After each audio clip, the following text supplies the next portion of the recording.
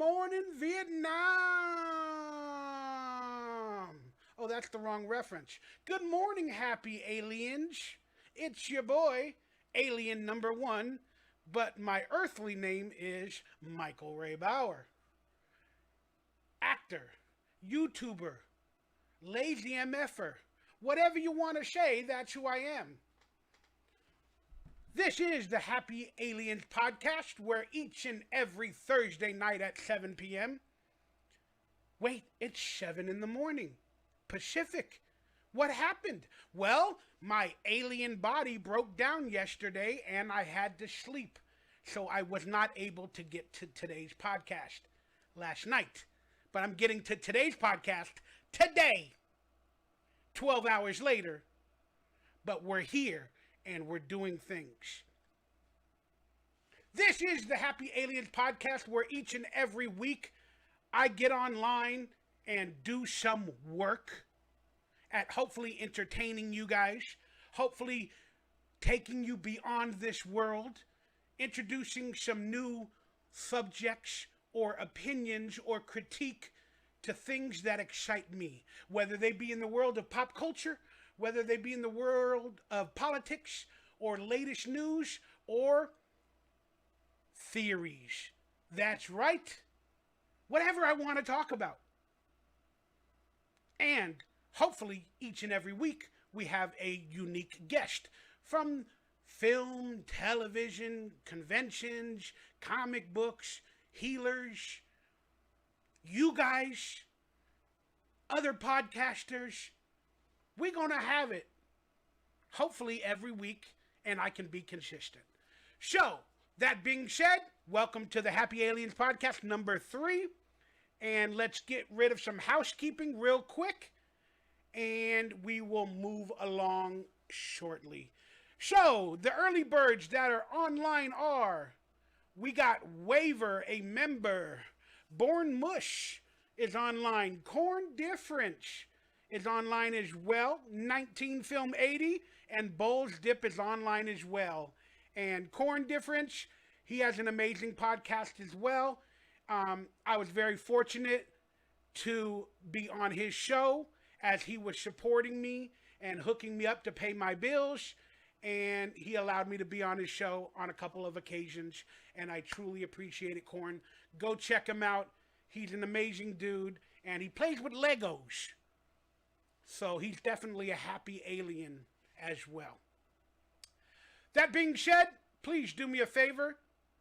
Hit that thumbs up, that subscribe button. Hit the bell for notifications when I go live, if I go live. It helps. The algorithm shuts everybody out. But hit the subscribe button. Hit the like button. Do your boy a favor. Let's try to defeat the algorithm and get me to at least 1,000 views a podcast. That'd be pretty awesome. But let's be honest. Every podcast I've done so far has been flagged due to various reasons. And it's really hard to make a living. So that's why I have to live off your guys's. And hopefully I earn your subscription. I earn your support. Hopefully I entertain and I earn your like, your subscribe, your membership, and all that other stuff. And hopefully I earn it by entertaining or talking or hanging out. That's all I can say.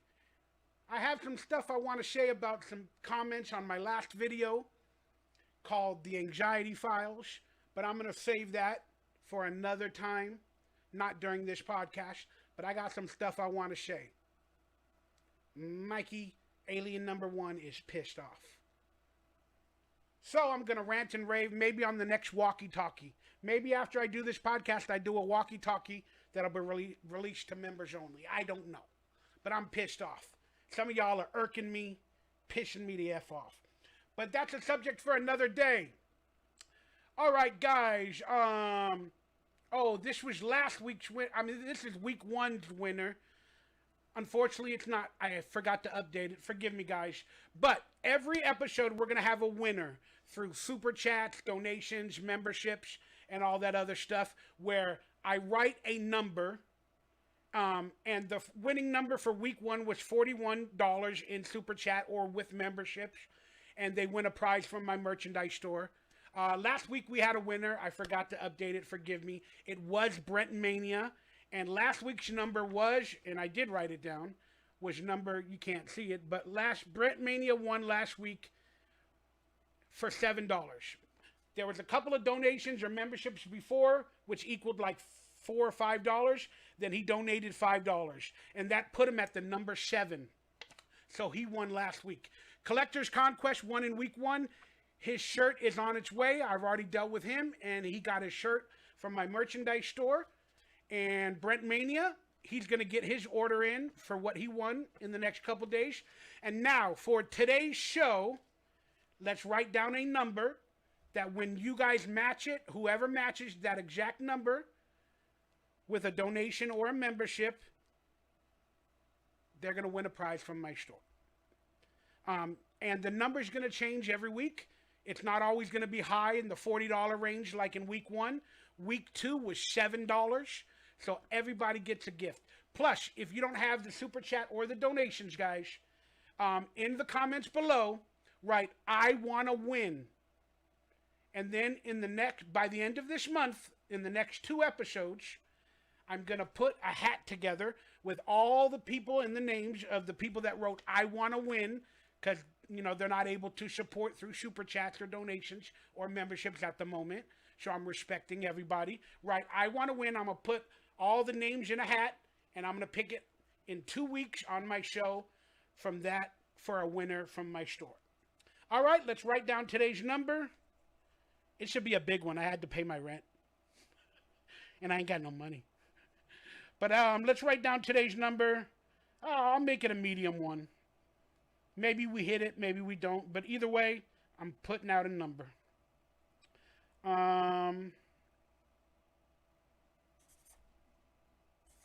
There we go.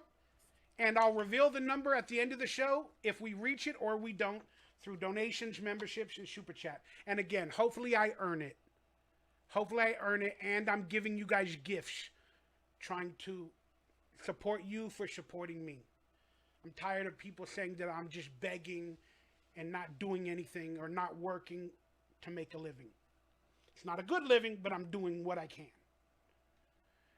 That being said, I'd like to thank the sponsor of this show, freelanceflavor.com. They got rubs and spices for all your barbecue needs, all your food needs, all your creating ramen needs. Their spices and they're bomb. He is a friend of mine, but freelanceflavor.com, they got recipes on their site. They have a YouTube channel. Go to their website, follow them, and put code BauerTime for 10% off and get your barbecue and your food, spices, and your recipes on. And they got some good videos, guys. freelanceflavor.com, and check it out, man. They're amazing people, and he is a friend of mine. So kudos to that. Oh, that was, see, I didn't have Brent Mania. That was the winner of week 1. I've already supported him. I forgot to put Brent Mania up here. Forgive me, guys. And, again, we're getting rid of the housekeeping before we're getting into the good subjects, because we have to sell and say everything in the beginning of every video before people tune out. Please check out my merchandise store for some merchandise, up-to-date, bestsellers. We have a new drop every week. New items on there, and it really helps support and offset what YouTube gives me per video if I don't make any super chats or donations. The merchandise store, buying t-shirts and hats and photographs and autographs and stuff like that. I'm also adding, there we go, we got the Happy Alien Podcast t-shirt. We actually sold a couple of them now, so thank you guys for that. We got other stuff from my career. We got the mug. We sold 4 of those. I need to get my own mugs. I can't even afford my own stuff. That's how broke up people be nowadays. But check it out, guys. My merchandise store down below. Zeke the Plumber t-shirt. That is a 2.0. It has a new design. Check it out. We got a lot of good stuff, guys, to support me, and I appreciate y'all. I just wanted to also mention that we have Cameos available. Right now they're on sale for like $20 for a pep talk, a shout out. It's really cheaply. It's a Valentine's Day sale, guys. I've had a few of them already, but pick up your Cameo right now while it's like $20. I think it's till February 4th. I'm not quite sure. Might be in the next couple days. But pick yourself up a Cameo for a really, really good price, guys. And I have a home collection where I update and I sell things personally from my collection on my store. And we've sold out of these 2 items, but we are going to be adding another item later today. So check that out. And also on social media, if you guys can go to my links down below, I do post stuff on my social media instead of my store. So that way I can sell it quicker and, you know, get some income to pay my bills. But please follow me on social media. Go to my merchandise store every week. I'm trying to do my best and trying to become a brand and whatever I'm trying to be. At least I'm trying. So I hope you guys respect that, understand that, and appreciate that. And I love you guys. Honestly, I really do. I have a big heart, and I hope you guys see that. Because I'm just tired of the negativity and the haters. These are the best sellers for January. We had the Zeke the Plumber t-shirt, 2.0, new version. Happy Aliens mug, a DonkeyLips t-shirts, the Girl Camp on Awana colored pink shirt. They're available in different colors. And those are the best sellers from January. As well as basically the Wonder Years autographs that I posted a week or 2 ago. They felt pretty good. Over the 8 range. And here's the home item I'm going to be adding later today, guys. If anybody's interested. I might be doing this later. Sorry, maybe not this later today. But this is a Camp on Awana t-shirt from the set of Salute Your Shorts in the 90s. And a hat that I stole from Wardrobe. This officially will not go into my store.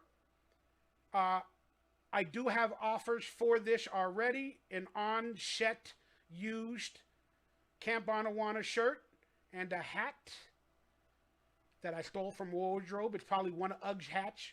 Probably not the original, but it's one of them. But, yeah, I'm going to part ways with this. And hit me up on social media, on Facebook, Instagram, in my DM, if you're really interested in this before I post it to everybody officially. So follow my social medias down below, add them if you're interested, and we'll talk prices then and there. But this item is definitely going to be added as well later today in my store, or if you want to ask me in social media. But I'm going to be parting ways with a slimed book from Matthew Klickstein, guys. It's an oral history of Nickelodeon's golden age. It has interviews of everybody in that age of Nickelodeon. And there's excerpts from me and a lot of Nickelodeon stars. And it was personally autographed by Matthew Klickstein to me. This is the first print. It was autographed to me. Now I'm giving it or selling it to anybody else. And I autographed the top of it. And I can personalize it as well inside the folder. And it comes with 2 photos autographed by me, a color cast photo of Salute Your Shorts and a DonkeyLips color photo of me, DonkeyLips. And normally those photos are $25. And I think the book is out of print. You cannot order it anymore. Maybe you can order it through eBay or Amazon, but it will not be autographed. And it's actually a special item to me, a first edition, and it's not being printed anymore. So the price range is probably going to be about $100. I think that's a good deal for an out-of-print book and 2 photos that normally cost $25. Might be $110, so I can add shipping. But yeah. So if anybody's interested in this, let me know in my social media before I post it officially to my store as a one of a one. This is a one of a one, and it is no longer being printed, and you're not going to be able to find it autographed to me by the author, and then on top of that, autographed by me to you. That being said, I don't have it in front of me. I wanted to thank somebody that sent me Raider football cards, guys. Some fan sent Raider football cards to a friend of mine's P.O. box, to Wet Movie One's P.O. box, and I got them. He gave them to me. His name was Ed Dodge. I want to thank you very much, Ed Dodge, for, I don't know if you watch this show or my Raider channel, but thank you very much for sending the awesome Raider football cards of some former Raider players. That being said, hope you guys you enjoy my t-shirt today, Back to the Future. And let's get the show started. Corn Diff is online, Logging Road King, Waver, Bulls Deep. David's Parmacast says, I want to win. Yeah, please do that in the video, not in this chat room, in the video below in the comments, because that's where I'm going to look at the videos and write down the names. But I remember you, David's Parmacast, because you came up with the name Bower Patch Kids. I should give you a gift just for that. So David Parmacast, if you have me on social media, hit me up, let me know who you are, and then we'll talk. But I believe you came up with the name Bower Patch Kids, and I'm going to figure out a way to make a brand or a logo or something like that, because I love that. That's a name for, I guess, my friends or my fans. I love that. The Bower Patch Kids. Thank you very much, David Parmacast. K-Dog, Mikey, much to everybody. Muchly. Queen Mother's online. My Queen Mother's online. Ooh, hi, Queen Mother. J. Neptune. Oh, you've already hit me up, Mike? Yeah, I'll figure it out later, man. Dude, trust me. Forgive me. Patience is required with all my social media and my technology. All right, guys, let's get into today's show. All right, we got a good show for you guys today. We're going to have a guest that's a spiritual, sensual, sexual healer. And we're going to get into some theories, and we're going to talk a little bit about NASA. We're going to talk a little bit of pop culture, Taylor Swift, and a few other things. So stick around for today's show, and let's get it started. Let's get it started. Hey. All right, here we go. Topic number 1 of today's show, guys. This is a very interesting one. Apparently, a Pennsylvania man is in custody after posting a video of his father's blank, blank, blank on YouTube. We're going to have to mix our words in today's show, and I'm going to have to skip a lot of things because I'm hoping to not get flagged. I'm hoping to make $2 to $5 on this video for 3, 5, 6 hours of work. But apparently, a man posted his feast online in a video where supposedly his father's HEAD, and he posted the video talking a lot of stuff about the woke culture, the this culture, the politics of this and that and that. And I'm going to be honest with you guys, I found it. I know how to find that stuff that's not available. I know how to find it. And stay tuned to today's show. By the end of it, I'll give you guys the website where you guys can watch it. Okay? But that being said, you got to always ask questions. Don't just live off this. And look at this. They have to blur out the image and all that. But let's be honest, he doesn't do it on the live stream. He just picks up a bag with BLOODYHEAD in the bag for like 3 seconds, and then he gives out his entire speech. Okay? And then in this speech, he talks about Biden, economics, the way the world is working, and he's saying he runs a MILITIA, a militia, and that he's calling for the federal's HEADs, the FBI, the CIA, he's calling for their hedge. I don't even know if I can say that word anymore. And his father is supposedly a federal employee, and that's why he did it. Or did he? Okay, My red flags go off as a theorist, as a truther for a lot of these events. Can it be real? Yes, it can. But I tend to ask questions before I just blatantly believe the mainstream narrative or the agenda that they are selling me. This guy looks nerdy AF. And then in the video, he talks about, like I said, running or being the leader of a militia. And he calls for his members and his people to protect him from the FBI when they come for him, and to start going after the federal, the heads of state, the superior court, and all that other stuff in a ridiculous video. It's still, he's reading from a script for like 12 or 14 minutes, and I'll give you guys the website to watch it by the end of this episode. Hey, reading it. I mean, if you're a leader of all these people, you have no excitement, you have no energy. Okay? You ain't calling them to arms by this video. Albeit his father's HEAD looks.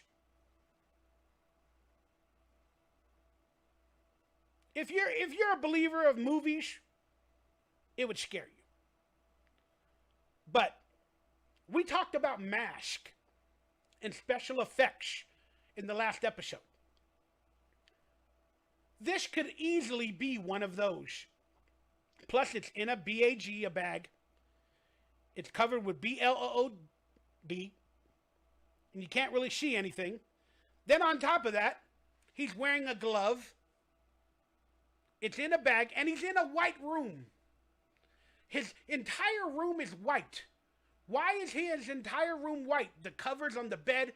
If this guy is a crazy, liberal, right-leaning, whatever, and is calling for the heads of everybody, even Donald Trump, he was calling for the heads of Donald Trump and everybody. If he's doing this, he's a little off his rocker.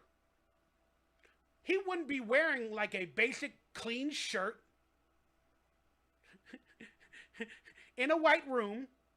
He would have posters and this and that, like, and then if he did it in that room, why is it so white? Well, in a conspiracy sort of way, the reason the room is white, if this is an agenda or a conspiracy to go to rile people up against MAGA or anybody else, because as he calls for the head of the left, the woke mob, if this is a conspiracy type video, the reason the room is white is to show the difference in the colors of the thing that's in the bag.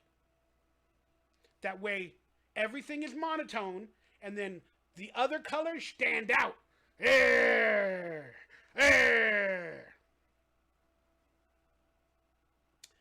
And he only shows it for about 4 seconds or 5 seconds. Then at the end of the video, he puts it in a trash can. And sorry to laugh, guys. People that think everything is like 100% legit, if you cannot have a humor at it, because life is scary, so you got to laugh at it. So if you guys want to cancel me for laughing, it's just, I live in I don't believe everything type of world. Okay, guys? That's how I live. But it's in a trash can at the end of the video, and then he says, if you guys don't, listen to me and do what I'm saying, this is going to happen to you. And then he's like struggling to find it, and you go, oh yeah. It's just ridiculous. It is so bad that it might be real. But again, here's the questions I have when this happened. Okay, is this an agenda? Is this a play to come after Trump? Is this an answer to Trump? Again, there's rumors that Trump will not be elected this year, cannot win, that they're doing everything they can to stop him and arrest him and MAGA and this and that. This might be a warning from the left. Because look at it. Look at his name is Justin, M-O-H-N. Justin, M-O-H-N. Sounds like a news caption. Justin, M-O-H-N. 4-letter word like MAGA. M-A-G-A. M-O-H-N. And he calls himself the head of the movement that's going to get rid of all these people in office and Superior Court. And he even exposes a Superior Court judge's or a senator's address from Pennsylvania and New Jersey. But his name is Justin, M-O-H-N. And he makes clear that he's going to get rid, or his cronies get rid of everybody. Justin, the agendas, they speak out through media and through events. This might be a video explaining what's going to happen to a certain somebody if they don't go along the ways. I don't know who that somebody is, but if this is a conspiracy, this is a message, maybe, for the rumors that Donald Trump will not win the presidency, that something might happen to him. Justin, that's his name, Justin, like a news report, M-O-H-N. Make obsolete the head of the nation. M-O-H-N. Make obsolete head of nation. And he calls himself the head of the militia 3 times in this video of these militias. I don't know. Conspiracy theorists like to put things together. They don't always mean it's truth, but it's just interesting to think about. That being said, guys, give me your thoughts on this. Like,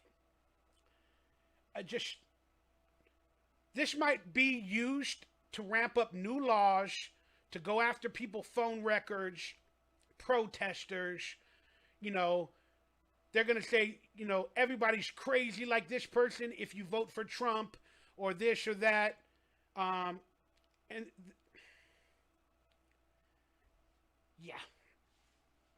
Too many thoughts in my head to coalesce into one argument. Let me know your guys' thoughts here in the chat room before we finish this subject. Andrew Elliott, what's up, brother? Aaron Rose, good morning, Mike. Haley needs to drop out so Trump can be the GOP candidate. Yeah, it's just... Again, I have to ask so many questions about this. If the guy did it, how did he post to YouTube? How was it online, they say, for like 8 hours? 5 to 8 hours, I think I read somewhere. I post a video, it gets flagged within 10 minutes, 5 minutes. This guy's video goes live, is monetized for 5 to 8 hours. How does that happen?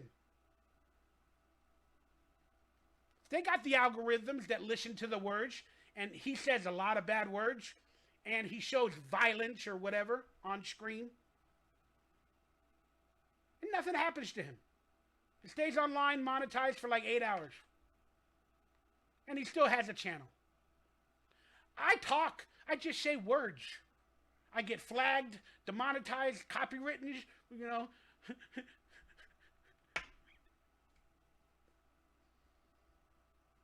Just wondering. Then on top of that, he doesn't have an ounce of sweat on him. When did he do it? Hours earlier? Did he put it in the refrigerator? Did he write his script after he did it or before he did it? Did he do it in the living room? Did he do it in the bedroom? Did his father not scream out? What knife did he use? Did he use a knife? Did he use an axe? Why is the room so dang clean? Why wasn't he arrested immediately? There's an interview with a neighbor that talks about she heard screaming. I heard screaming, and I knew something was wrong. Then how did he do it, get away with it, 24 hours later make a video, get on YouTube, not get flagged, and then get arrested 2 days after? Things that make you go, And the news media reports have everything in front of his house. All the pictures. A man in Pennsylvania post a video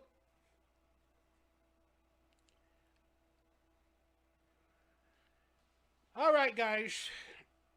Just interesting subject. We're going to leave it at that. All right, let's move on to the next topic that interests me, guys. And again, always question everything. Let's talk about the Chinese spy balloons. Wait a second. No, we're not going to talk about that. Well, we kind of are. I'll reveal the truth at the end of this segment. But y'all remember the Chinese spy balloons? Yeah. Let's talk about this. In Amarillo, the nation's helium stockpile goes on sale. That's right.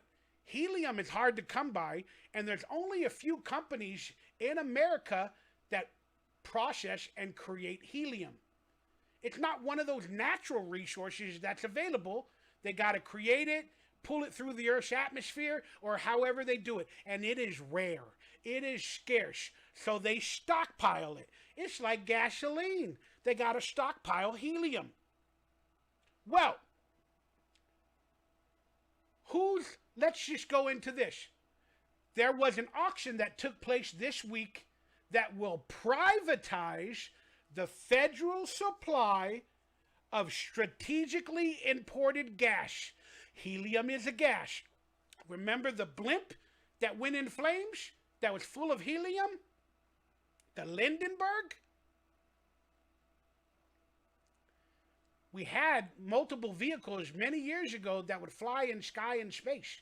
Hence why the buildings have antennas and energy coils at the top of them. Many old buildings.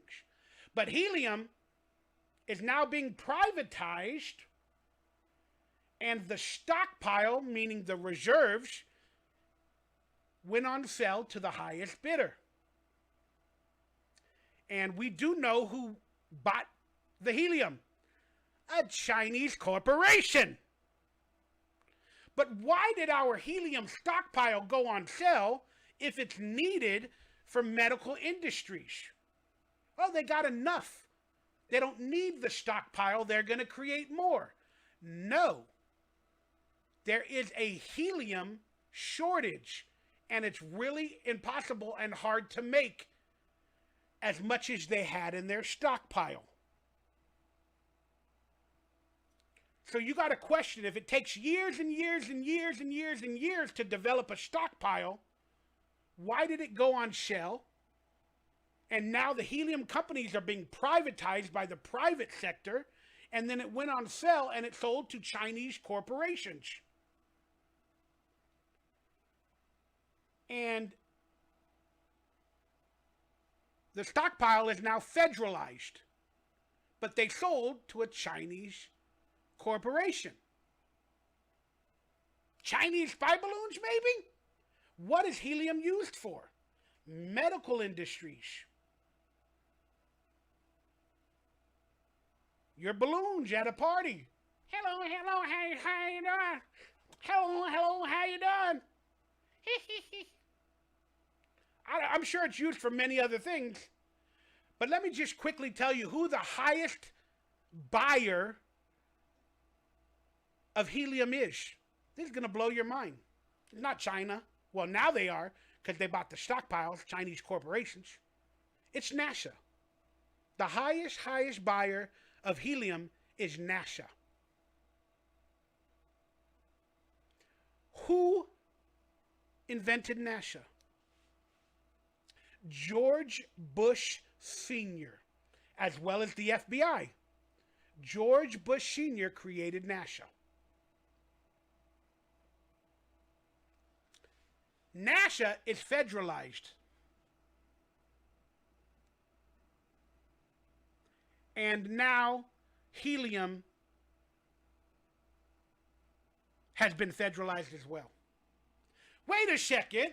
NASA is the biggest purchaser of helium in the world. And now helium has been federalized, as well as NASA being federalized and the biggest purchaser of helium. And the stockpile sold to Chinese corporations, and there's also Chinese NASA, India NASA. NASA is worldwide. That's where we get all our space information from. So now helium has been federalized, and NASA is a federal institution, and they're the biggest buyer of helium. Let's think about this some more, guys. Let's connect the dots. Let's read this article about the helium. The reliable supply is far from guaranteed. Helium is so light, it's not held by the Earth's gravitational pull. Gravity is a theory, has never been proven. Held by the Earth's gravitational pull, it escapes our atmosphere and into space if it's not contained by rocks or human ingenuity. We have no means of artificially making helium, and its natural production is a byproduct of the radioactive decay of elements such as uranium and thorium deep in the Earth's crust. It requires hundreds of millions of years to create helium. And we've sold our stockpile, and we've federalized helium.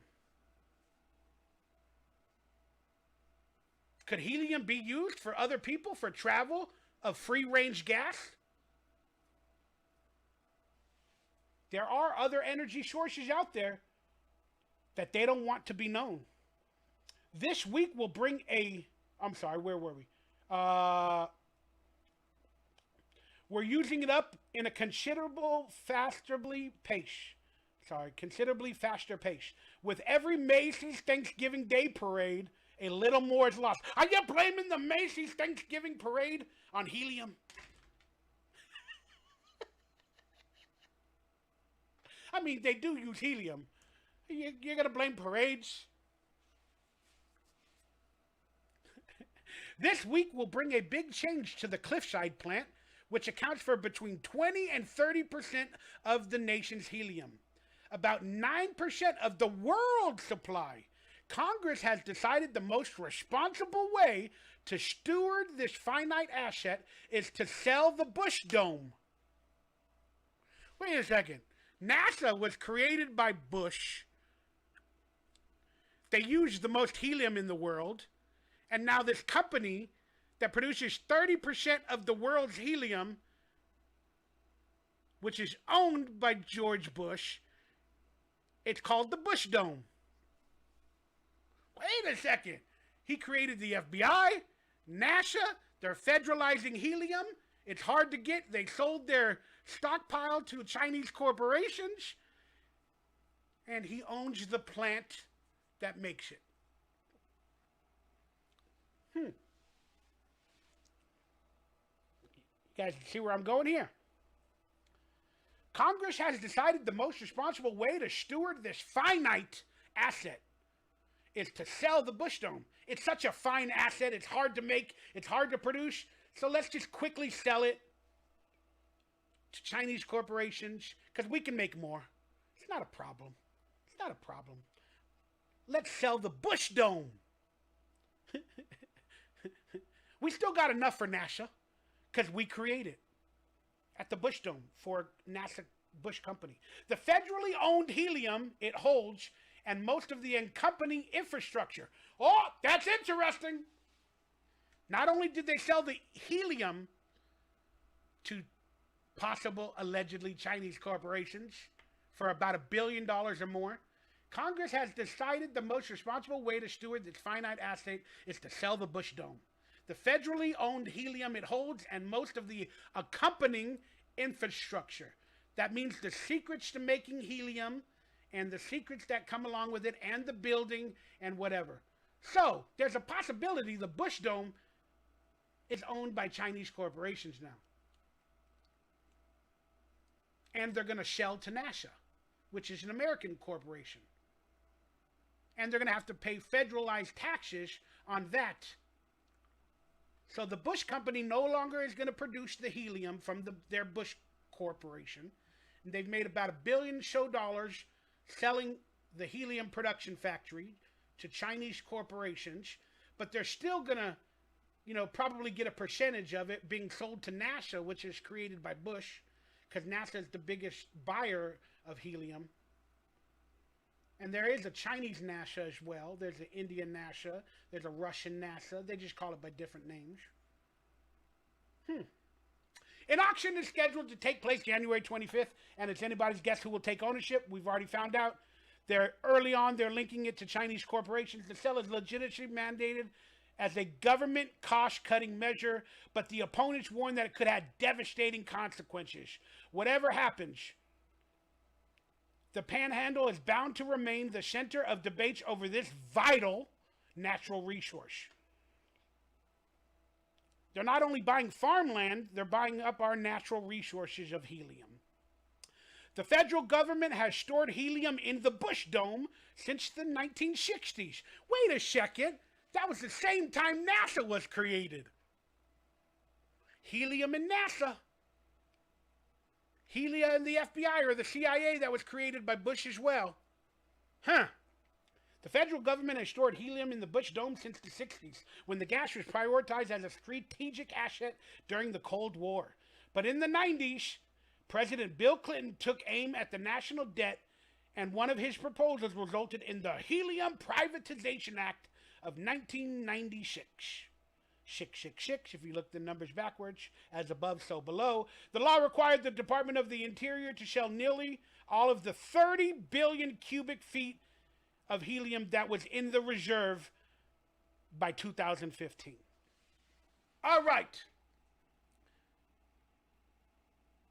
So that brings me back to satellites. Satellites are fake. Are they? Allegedly. We went from helium to satellites. Why? Because they coexist, and I'll explain in a moment. Do you really believe satellites exist? Look them up on Google. Every image looks doctored. Every image looks CGI. Every image looks fake, in my opinion. Satellites, what do? Well, apparently, this is an image of every single satellite orbiting the Earth. And by all accounts, there's over 1,300 satellites orbiting the Earth. 1,300 satellites orbiting the Earth. Well, this may not be real or not, but these are the questions I ask. If satellites are real, why don't we see them? If there's 1,300 of them, we're bound to see a few of them in the sky. Maybe crossing the moon. You know, if you look at the moon from above, and we got 1,300 satellites, they're orbiting the Earth. Are they just to the left of the moon? Are they all just to the right of the moon? Do none of them cross the moon? Or are none of them in orbit in front of the moon? I'm just saying, it's the angles, it's the view. Oh, why don't we see them? Then on top of that, if all these satellites are working and 1,300 of them are orbit, where do they get all the power from? The sun? How do we not have to do maintenance on all these satellites? Because probably 800 of them are space junk. 800 of them are space trash, or whatever the case. And we put up new satellites every day. Or whatever. Okay. Quick question. If satellites run phones and phone lines and stuff like that, how come when you're higher on a mountain, you get better coverage? But when you're on a mountain, but covered by trees and forest on that mountain, mountains don't even exist. It's another theory for another day. Mountains are actually trees that have been uprooted and became mountains. It's a theory for another day. But when you're on top of a mountain around leaves, chime in with your info below, guys. But when you're on a mountain around leaves, you can't even get a cell phone signal. But you're closer to satellites. You're on a mountain, and you're only covered by leaves, little leaves. How does that block the signal? You're closer to a satellite. Your signal should get better. Well, it doesn't get better. How do leaves block the satellite signal? Well, because the actual satellites don't exist. And all the waves of cell phones, they're on towers. They're on towers. On the street, on the mountains, in the hills. They're called cell phone towers. Well, if you're high on a mountain somewhere else, you would think if they use satellites, you'd get a better signal. But you don't, because you're actually above a cell phone tower, which works from here and a little bit above and down below. If you have a clear view of the cell phone tower, you'll get good coverage. But you're on a mountain covered by trees, and it cannot go down to a cell phone tower to get the correct energy. And that's why when you're down below in downtown, all the buildings block the signal. That's just a little thing that I question with satellites. And again, I don't believe satellites are real. I don't believe there's 1,300 of them roaming around space, because I believe satellites are what? Balloons. Satellites are balloons. Okay? This all comes back to the helium thing. Look on the radar. We have a ton of balloons in the sky. Satellites are balloons. They're called satelloons. They have been since the 60s or 50s or maybe the 40s when they were using it. Now, NASA, Elon Musk has his damn satellite, his Starlink. Why is that not in space? It's actually below the dome, and he's got his satellite express below the dome. And satellites are balloons, guys. That's why we need all the helium, and it's being sold to companies and corporations and like NASA and Chinese corporations and all that. And now that's why it's been privatized. Because it's a way to travel above the atmosphere, maybe into space if you believe space is real, or into the upper atmosphere under the dome or whatever we possibly live under. Again, it all goes hand in hand. So with the helium stockpile being sold to Chinese corporations, helium is what powers these balloons. And now we just recently had a Chinese spy balloon that crossed paths with everybody, and it uses helium. And let's be honest, they didn't want nobody to find out that satellites are actually balloons. And they're all across the world. And they're all balloons. That was a rogue balloon that fell and started falling. And then they had to come up with the narrative that it was a Chinese spy balloon. I mean, think about it. With all the technology that we have with radar and this and that and satellites, how could a balloon go from China through Canada into Wyoming, Oregon, New Jersey, Philadelphia, wherever it was, until it was shot down? Because satellites are balloons, and one of their balloons went off the grid, and the balloons cannot track themselves. You get it?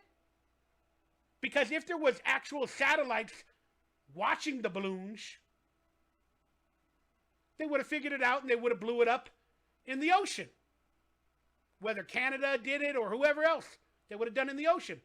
But balloons are the satellites that have the radar. And they don't have radar on themselves. So the Chinese spy balloon, which it wasn't, is probably one of our satellites, or Canada's satellites, or just one of the millions of satellites that all the nations put up from anybody. The balloon was put up and it cannot track itself. So that's why they didn't really find out or see it on radar, because balloons are actually satellites. Until it became mainstream, then it was on the news, then they had to create a narrative. They had to create a narrative that it was a Chinese spy balloon. Then they had to talk to China and NASA and everybody else that fakes these satellites and said, all right, what do we do, guys? We got to come up with a narrative. And we got to leave it here for a little while and, you know, pretend like we're looking into it. Then they all agreed, let's strike it down. Let's get military on it. Wherever it lands, we'll pick it up so nobody can see what it actually is. That's what happened, guys. It's just a theory. Satellites are fake. And that was why the Chinese spy balloon was fake as well. It was actually a satellite from one of the countries above our Earth or our plane. And I'm starting to get into Hollow Earth, guys. That theory, that's really, really a good theory. All right, let's see if you guys commented on that subject at all. My favorite NASA video is the guy telling you, when we figure out how to get through the Van Allen radiation belt, we can go places like the moon. It's all a scam. Yes, I have a video on this channel, guys, called, like, things that make you go, or is space real, or is space fake? And I have a lot of those videos on this channel where I laugh and I go through that stuff, guys. And I'd be honored and happy if you guys would watch that video. Find it on my channel. Idiocracy, what's up, dude? This alien rocks. Love this alien. Oh, thank you, brother.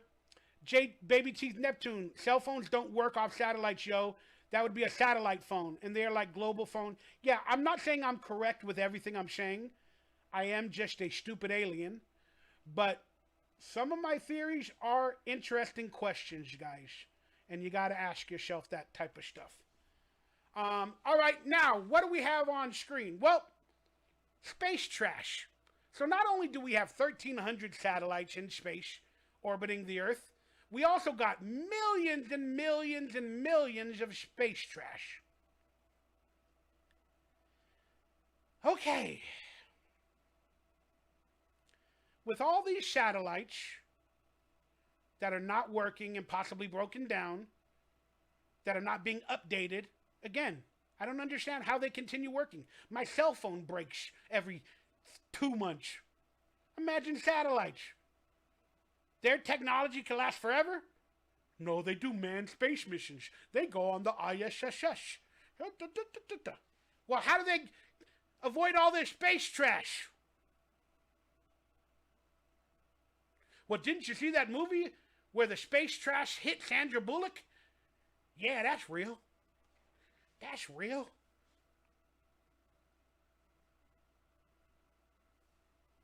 With all these millions of pieces in space of trash and satellites, now they're telling you, man, space is a dangerous place.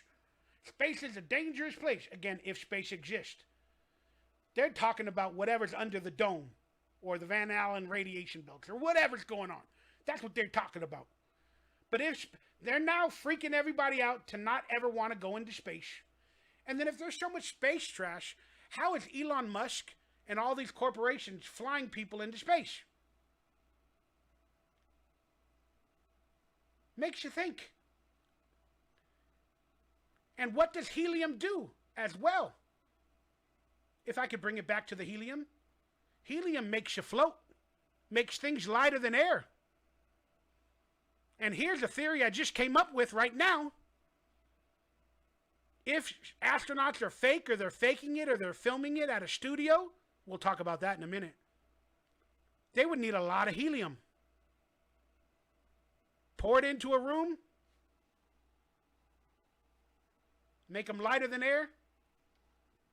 I don't know. Maybe that's why NASA needs so much helium. Or it's for all the balloons, or the satelloons, or the satellite balloons that we just talked about. But yeah, just interesting stuff, guys. Space trash. Brendan is online. What's up, brother? Have a good day at work, brother. Get home safe. Get to work safe.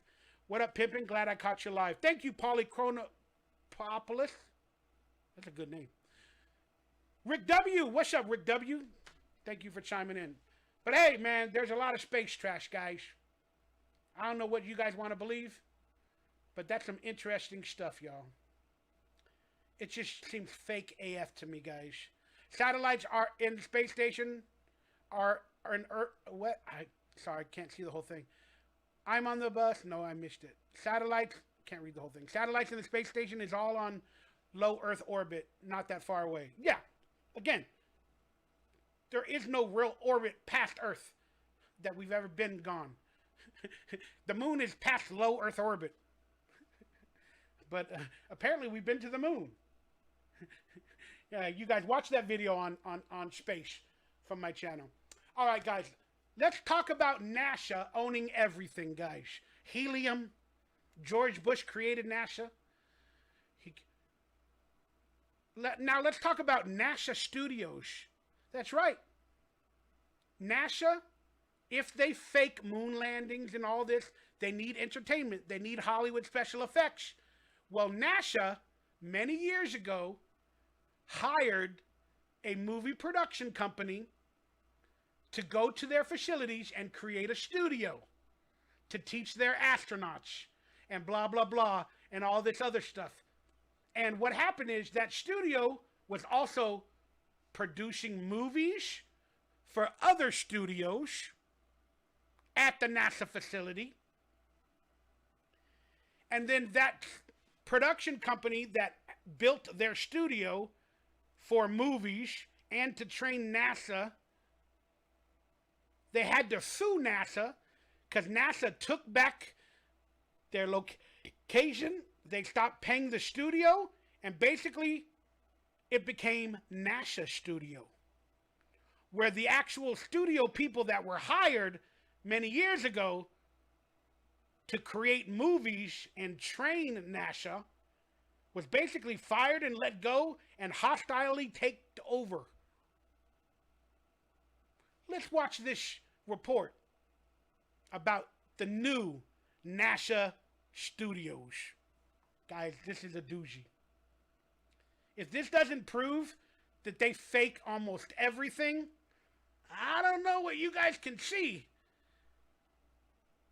But apparently it ain't that much.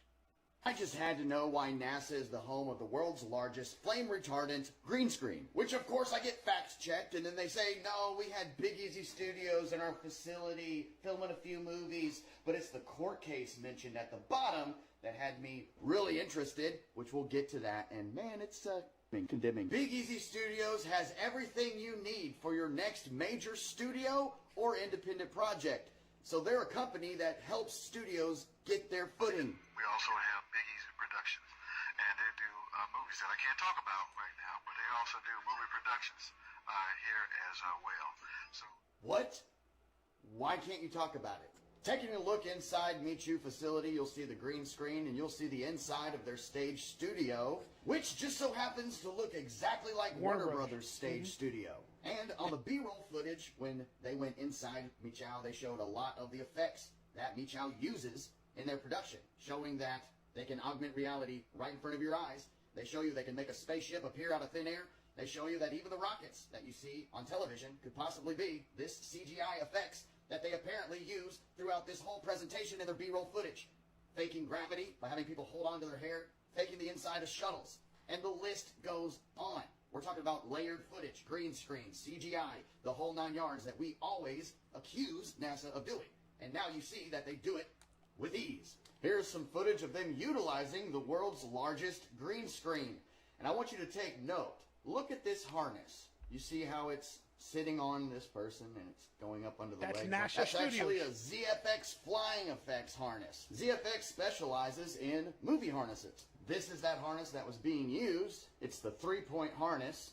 And looky there, NASA is on ZFX client list. Notice where these wires extend from, and look where this astronaut grabs this other astronaut right at the waist, where that harness has its wires. Yep. This is their background picture on Facebook. And take a good look at this. Look familiar?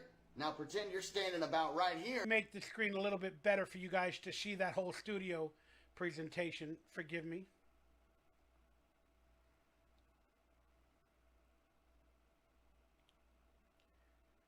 But I have that video footage of the NASA astronauts on wires in my space video that we talked about a few minutes ago. Astronaut grabs this other astronaut right at the waist where that harness has its wires. This is their background picture on Facebook. And take a good look at this. Look familiar? Now pretend you're standing about right here. You'll realize that it's the same Big thing. It's Easy got that Studios. water tower so as what well. came first? Big Easy The Studios water tower or NASA? NASA took it over. How does it compare size-wise? Stage 2 is 13,000 square feet, which is comparable to many. And this stage is 31,000. The visual effects budgets for movies have gone from a few million to tens of millions. So, we have rocket scientists and all that kind of stuff working on movies. So You have rocket scientists working on movies. Now on to this At the court Big case. 3 Mochi Studios at the NASA facility. Are you guys putting together what he's selling or what he's proving in facts? Big 3 Studios, Mochi Studios, whatever they're called, have their location at NASA Studios on the NASA facility. They built stages that look like Warner Brothers, and now rocket scientists are also working on movies for NASA under the skies of Big 3 Studios. NASA Studios, y'all. Congratulations. Rocket scientists and all that kind of stuff working on movies. So, we have rocket scientists and all that kind of stuff working on movies. Now on to this court case, which you can find online and read yourself. So Big Easy Studios takes NASA to court and says, look, you should have extended our lease agreement. We made so many improvements to your facility, NASA, and we had movie commitments with you. So Big Easy Studios wants to question NASA on some training material that Big Easy Studios taught NASA employees, and NASA asks to be shielded from having to discuss these said training materials. And Big Easy Studios is upset that NASA is taking Big Easy Studios training material, teaching their new employees, but only special access credentialed NASA employees can access these training courses. NASA does not want to talk about this training course. They're seeking protection from having to discuss it because they don't want to have to go through annoyance, embarrassment, oppression, undue burden, or expense. Think about that. It's going to be pretty annoying when the truth gets out, everyone finds out you're a film studio, and they start riding your butt, auditing the crap out of you. And it's going to be pretty embarrassing that you lied all this time. Yep. And yeah, you're probably going to go through some oppression. You're going to be oppressed by the people. And undue burden or expense, well, $62 million a day. Yeah, taxpayers are going to want that money back. They process 1/3 of the federal government payroll, and that's over $200 billion every 2 weeks that runs through this particular facility. So what, did NASA just hijack these people's film studio and just take it over? Yep, NASA gets like 200, they said $200 million a week, or they get something like $35 million a day, NASA. So it's insane, y'all. Or what? There have been so many articles. So NASA took over with a lawsuit that studio that was built by Big 3 and Mochi on the NASA facility, and now they're trying to privatize that studio where only people with special access can go in there and see what they're filming or they're making, and it will no longer be a half and half movie production / NASA training place. So Big 3 is trying to say, hey, why are you kicking us out of our own facility that we built and taught your NASA employees how to do special effects and train and do this type of stuff? NASA is making their own studio, guys, and they're getting rid of the people that might know a little bit but not know the whole truth. So that's what's going on. So they needed the Hollywood studio to teach them special effects and to create the way to fake everything on a daily basis better than they were faking it before. Now NASA took over that studio, guys. Because again, there's going to be a lot more space fakery. The Mars landing, the moon landing that's coming up supposedly again in a couple of years, and all the movies and TV shows where they're testing out the visual effects to see if we believe it's real on all these TV shows and movies like we talked about on another broadcast. It's really interesting, guys. Government payroll, and that's That's over $200 billion every 2 weeks that runs through this particular facility. So what, did NASA just hijack these people's film studio and just take it over, or what? There have been so many articles coming out recently about how people should not do their own research because that might lead them to believing in conspiracy. Look, here's the thing. If we do our own research, we'll find discoveries like this, and it makes it a lot easier to audit a place that has been lying to us all this time. They show you in public footage, the B-roll footage, where they're showing you how they CGI make everything. You know, NASA's a film studio, and the sooner we expose this, I encourage you guys to find this court case, make your own content on it, or share this video. You know, they've been doing this for how long now? And we have all of these pieces, all these moving parts now that connect together. And we see that they've been duping us. How many coincidences before you realize? And that's another quick little thing I wanted to mention. I agree with what he's saying, everybody. Do your own research. Hopefully I get you guys questioning a few things.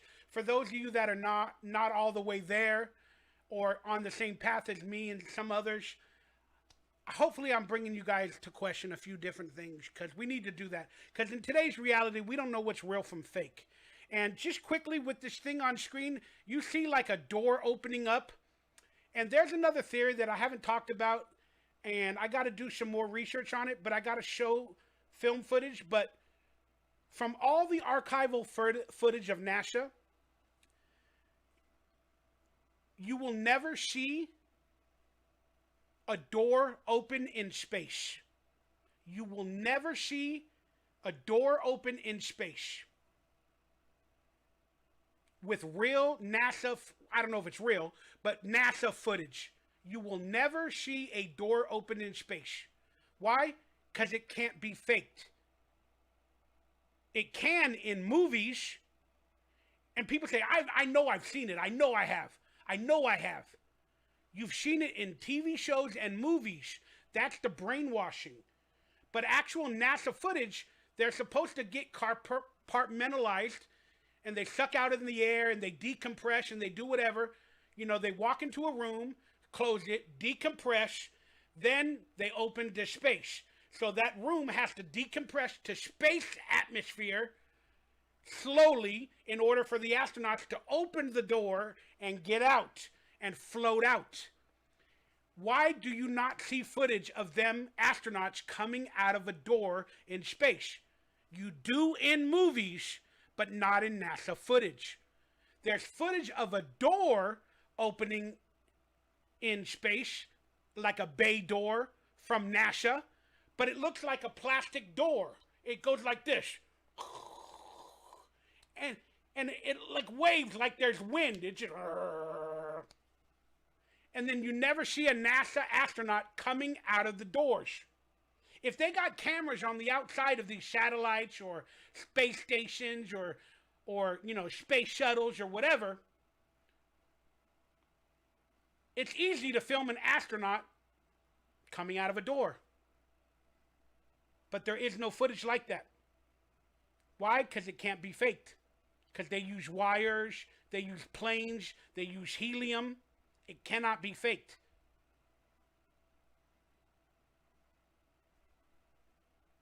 But now with the new addition to NASA studios, they can fake it like movies and show it to us, and we'll believe it's real. But I'm just giving you the facts. There is no footage that's supposedly real from NASA of an astronaut coming out of a door to date. There's none. I mean, I looked into this about 3 years ago. So unless something has happened past 3-4 years ago, there's none. Just an interesting thing to think about, guys. Something that many people don't witness or don't see. Just wanted to throw that out there, guys. All right, let's see what you guys are chiming in on this story. Phil McGroin, what's up, dude? Fizzig, the new UAP stuff is crazy. Tim Tyler is from NASA. Who's Tim Tyler? Is that the guy on the video? It might be. I don't know this guy. The news will drive someone crazy. SpaceX and the rockets that land after launch look fake AF. That's right. The SpaceX rockets that go like this, and then they land. And when you watch the live video footage of the SpaceX rockets and the cameras that are on the facility, it always goes black on the screens. The people that are, that are supposedly managing the launch or the landing, it always goes blank on their screens, because of the vibrations of the energy. So you never see it land. You always gotta go to a video camera far away and then have it land. That's for graphics and capability. Because the actual cameras that are supposedly on the launch pad in the middle of the ocean, the video footage goes out when it lands. So you never see it land right there. You always got to get a far away coverage. Again, something to think about. They cut away. They cut away all the time, like an editing room. And then the only other thing that we can mention about, I'll mention about that in a minute. But yeah, I got something else to add to this. We can get onto that in a minute. Let's just move along. This photo was taken, and I don't know what's real and fake anymore. The skies don't seem what they are. Clouds aren't what they are. I don't know what that is. Yes, Fizzig, it's an old video, dude. Even though I've mentioned your name like 5 times. It's an old video. Keep trolling. I don't know what's real or fake anymore, but apparently in Arizona, they got an extremely rare photo of a storm, a rainbow, and a sunset colliding. Can that happen? Yeah, maybe it did. But has that ever happened in the history from your recollection for the past 50 years or whatever you've been on Earth? I don't ever remember that. I don't ever remember seeing these photos, but that's okay. Doesn't mean it didn't happen. But now to the thing I wanted to talk about a second ago, rainbows. Why are they shaped this way? Why are they shaped like a half mini circle? Think about that. Why are rainbows shaped like a half mini circle? If it's all about light distribution and how the light reflects on the earth and the chemicals in the air to create the colors, in my opinion, why does it have that shape? Is it because we live under a dome? And the sun is actually within the dome? And it reflects off the chemicals and the ocean? And then it has the dome reflected in the colors? And the first color of a rainbow is always blue. Then yellow, then red.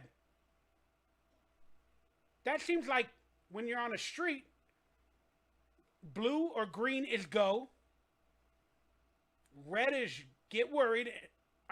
Yellow is get worried and red is stop. Do we actually have levels to the dome? The first level is blue, the sky. That is an ocean. People believe the sky is actually an ocean, that we live in levels. And we might live in a hollow earth where these UAPs and these aliens and whatever live below us. Interesting stuff to think about, guys.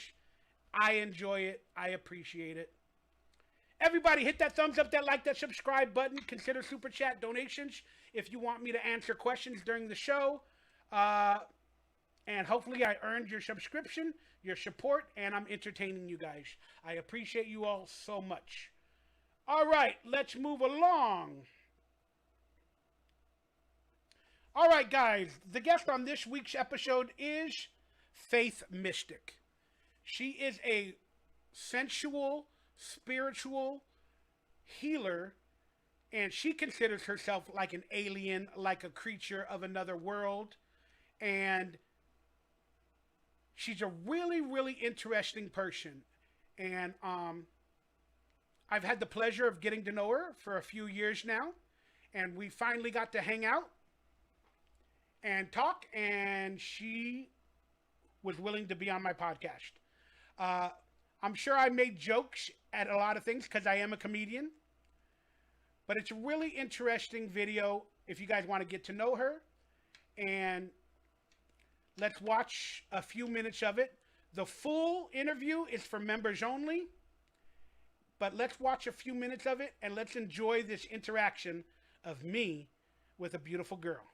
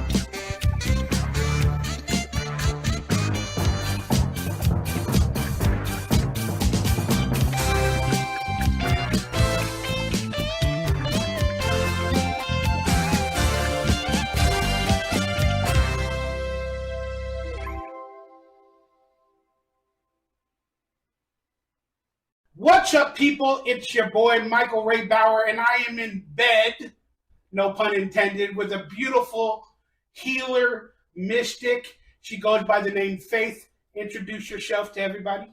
Hi, I'm Faith Mystic. I am a global recording artist. I'm in some films, and I create sustainable communities as well as cures. I'm a cure creator. I have my own companies that are about sustainable solutions that are pure, non-harmful footprints for our earth and for our planet.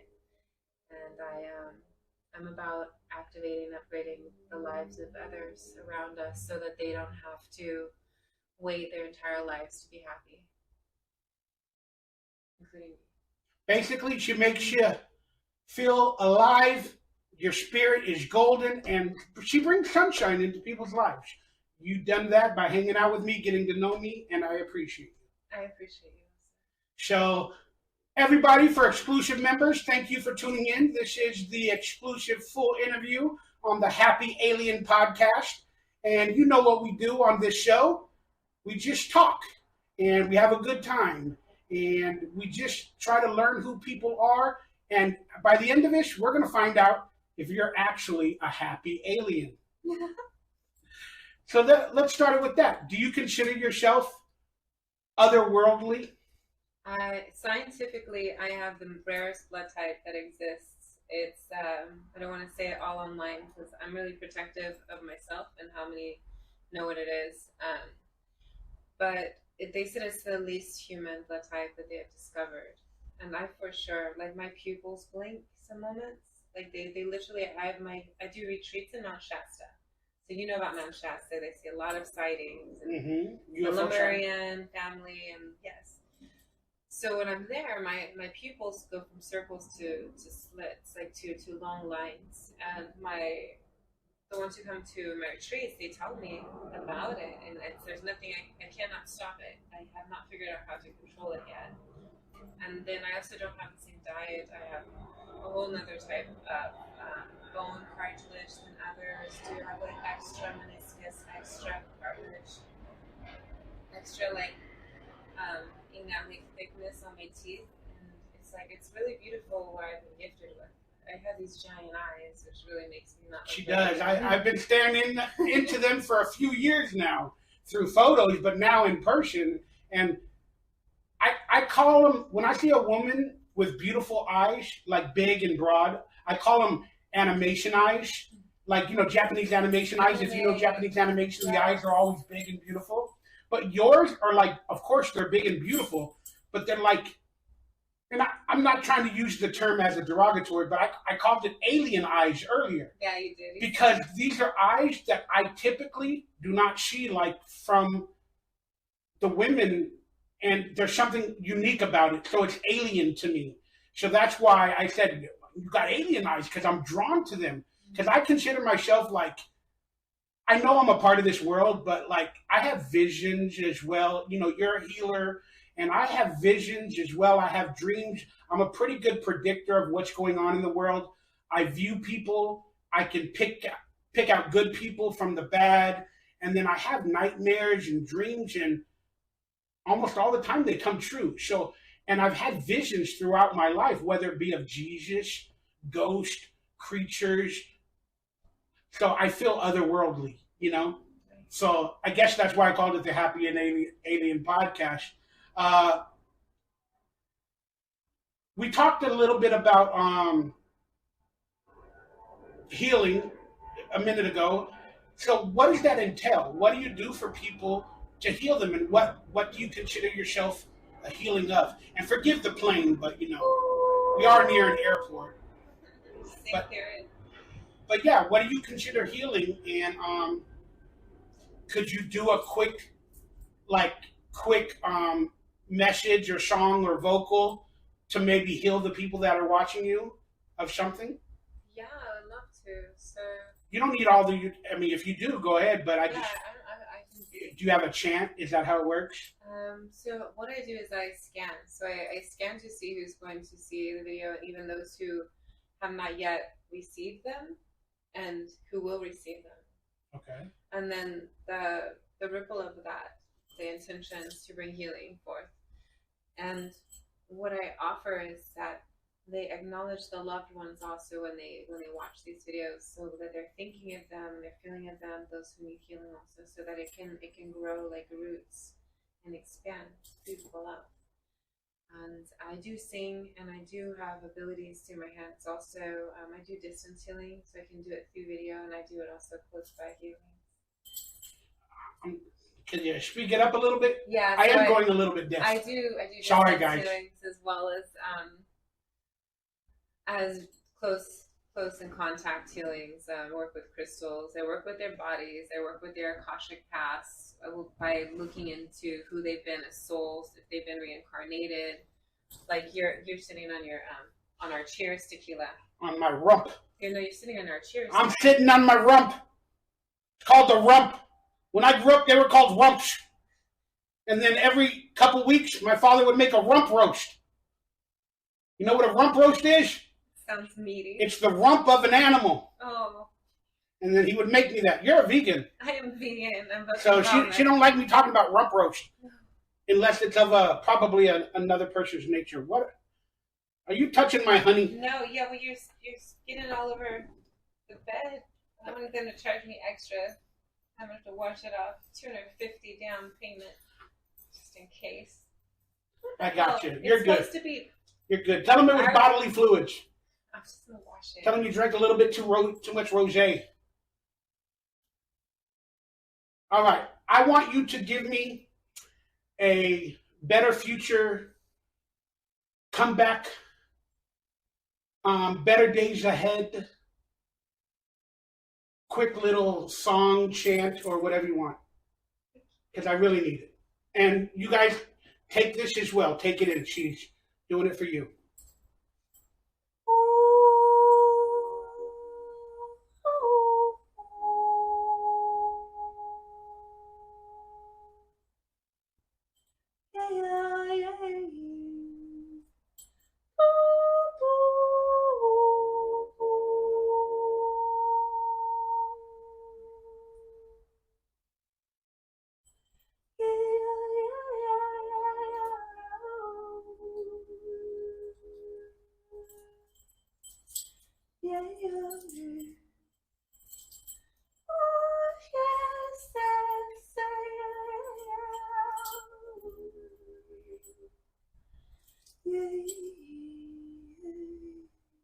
A lot of mama energy on me too with that.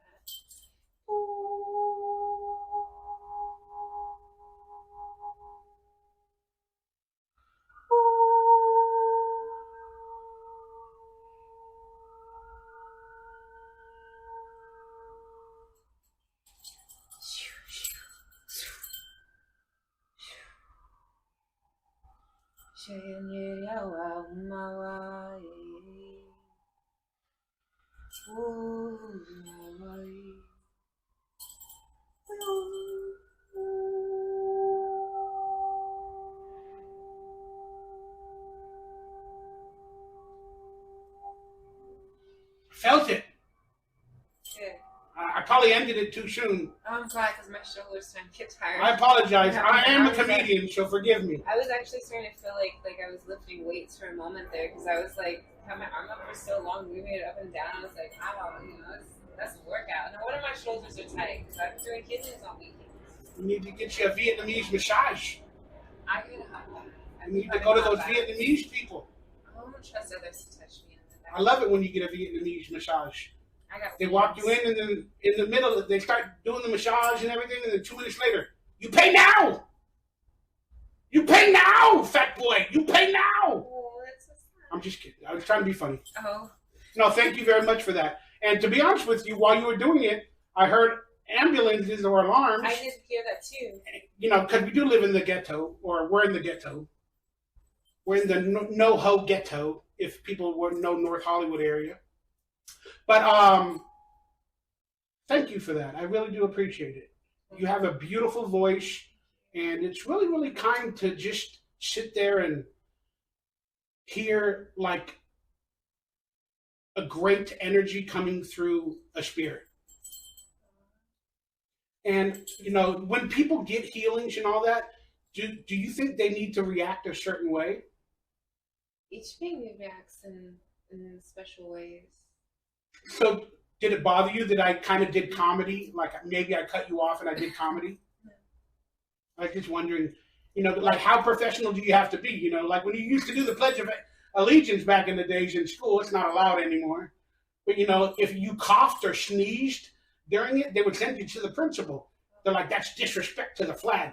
Nowadays, you can't even do that. I did not know that. They don't even do the national anthem. I just learned it the other day. Did you ever do the national anthem when you were in school? Oh yeah, they had us do that and the Christian stuff. Where you going? You're freaking me out over here. I'm thirsty. You're freaking me out over here. Sorry. Running around in bed with a beautiful girl, y'all. My pants on. Excuse I'm me. not saying I'm excited, and anything that pops up below me is a good thing. That's right. Yeah. So check this out, guys. This is called, I think she wanted to get me frisky because I think she's truly in love with me. She won't admit it, but I think she is. I love you, but I'm celibate. And Yeah, I'm not yeah. trying to do any of that. They didn't need to know that. Why you gotta kill my game? Sorry. Why you gotta kill my game? I'm not trying to kill you. Don't kill my game. Let everybody think that, like, you're my queen. Come on. I'm trying to get him addicted to cannabis. No, she got, what is it called? Cannabis? It's canna honey. Canna honey. 'Cause So he said that he doesn't do cannabis. I've been And so I thinking said, about. well, I have to get. He says he'll do the edible, and none of them Yes. looked healthy. So I got the honey stick for him because She's thinking of my health, y'all. Yeah, I do that. She's thinking of my health when she gives me cannabis. It's good. She's thinking of my health, y'all. No, but I've been thinking about, because I have an overactive brain, I got a lot of stress, and I've been thinking about taking edibles or trying to just, alleviate tension. There's a lot of ways you could alleviate tension. Yes. That was a bad sex joke. Oh, I was thinking Yeah, of like you didn't get it, though. That was a bad sex joke.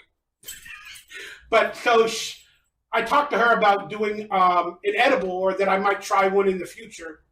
I did a brownie at one time in my life. How was that? I got drugged, though. That was see, you don't ever want to be drugged and not know it. It was a bad experience. It was really bad. Was it like mushrooms? No, it was a brownie. Yeah. And I ate a whole brownie. Oh, you're not supposed to see the whole brownie. Again, I didn't know. I'm in my friend's car. You hear me. If you watch this, you know. And I'm like, I'm hungry. I'm hungry as hell that we haven't eaten. He goes, oh, I got a brownie, on my dashboard or whatever. I'm like, all right. I go, can I eat it? He's like, yeah, go ahead. So I ate the whole brownie, right? And then we're going to hang out, eat food, go to the movies, whatever. An hour later, I don't remember anything. All I know is we went to P.F. Chang's, the Chinese place. I ordered the 25 combo plate. It's got 25 things. And I ate it all. Literally. And I was like, hey, you don't, come on, P.F. Chang's. You got a 26th item? It wasn't P.F. Chang's. It was Panda Express, forgive me. But I was like, you guys got a 26th item? He goes, no, next week, honey walnut shrimp. I go, you ain't got honey walnut shrimp right now. So I ate it all, right? So then we went to watch a movie. It was a Disney movie. And I just remember falling asleep. I started laughing and shit. for like an hour and then eating everything, and then all of a sudden I'm sleeping during the movie, then I wake up, then I went home, fell asleep, I woke up, my dad's on the floor, he fell down, he walked, tried to get out of bed, I wasn't even in my right mind to take care of him, so it was a bad experience. That's not great. That totally changes the whole thing. It does, but so she bought me a honey thing, and I'll drink a little bit of it. And will this video be live on your channel, like after this? I have to download it. It's been age restricted, so I have to download it. Oh, I just meant like if they ever watch it, we'll send them to your channel later. But I was gonna take a little bit of this, and maybe it'll give me an effect during the next 40 minutes or whatever we talk. Well, let's see. You want to bless it for me? She's blessing my stick. I'm blessing the honeybees too. You're blessing my stick. And the flowers. So I have to do it. I am a comedian, okay, and I am a lonely guy. So you got to do that type of humor. I know it's cringe. I'm not gonna sing over it. It's cringe, but it's good I didn't sing over it because that would have been really embarrassing. How do I open it? Then you bite it sideways. There's like. Oh, it came out already. You're like a natural. Boy, that was quick. Yeah, you must be a natural. Oh, it does taste like honey, but it has an aftertaste. What's the aftertaste? Oh, God. Like leaf, like crushed up leaf, maybe? Should I do the whole honey thing? Like, I don't know how it'll affect. Let me see how many I'm milligrams. afraid out of 10 milligrams, maybe? I don't know. No, I'm afraid. it's 10 milligrams. Is that a lot? Not for somebody who utilizes cannabis regularly. Or not for a fat guy? How much did you have so far? I'm pretty fly for a white guy. Hey. I don't know if you'll be able to take an Uber with taking the whole one. Like how am I gonna? What you talking about? You're my designated driver. Okay, I'll drive you. All right, I'll do whatever's up to here. I'll drive you back. I won't make you take an Uber. Oh God! It tastes that good. You want to lick my honey? I want to lick the honey. I have to do it. I'm sorry. I like honey. I'm alone in a room with a beautiful woman. I got to do these jokes. I'm not even human. You're only human. No, but then you got the wine that says "Be Human." You're gonna go to your apartment with your alien broadcast. Is that yours? Where's mine? You're sitting on it. Oh, it's on the floor. And then also because I'm not really a drinker, guys, but I drink the occasional rum. But we bought a tequila shot for the memory of me hanging out with her because I've been friends with her for about 3-4 years now online. And now that we're in person, let's do a shot. So I did. Apparently I did cannabis, and now I'm doing a shot to celebrate our friendship. Thank you. It was nice. It's beautiful to me. I'm not sure. I didn't have this water. Okay.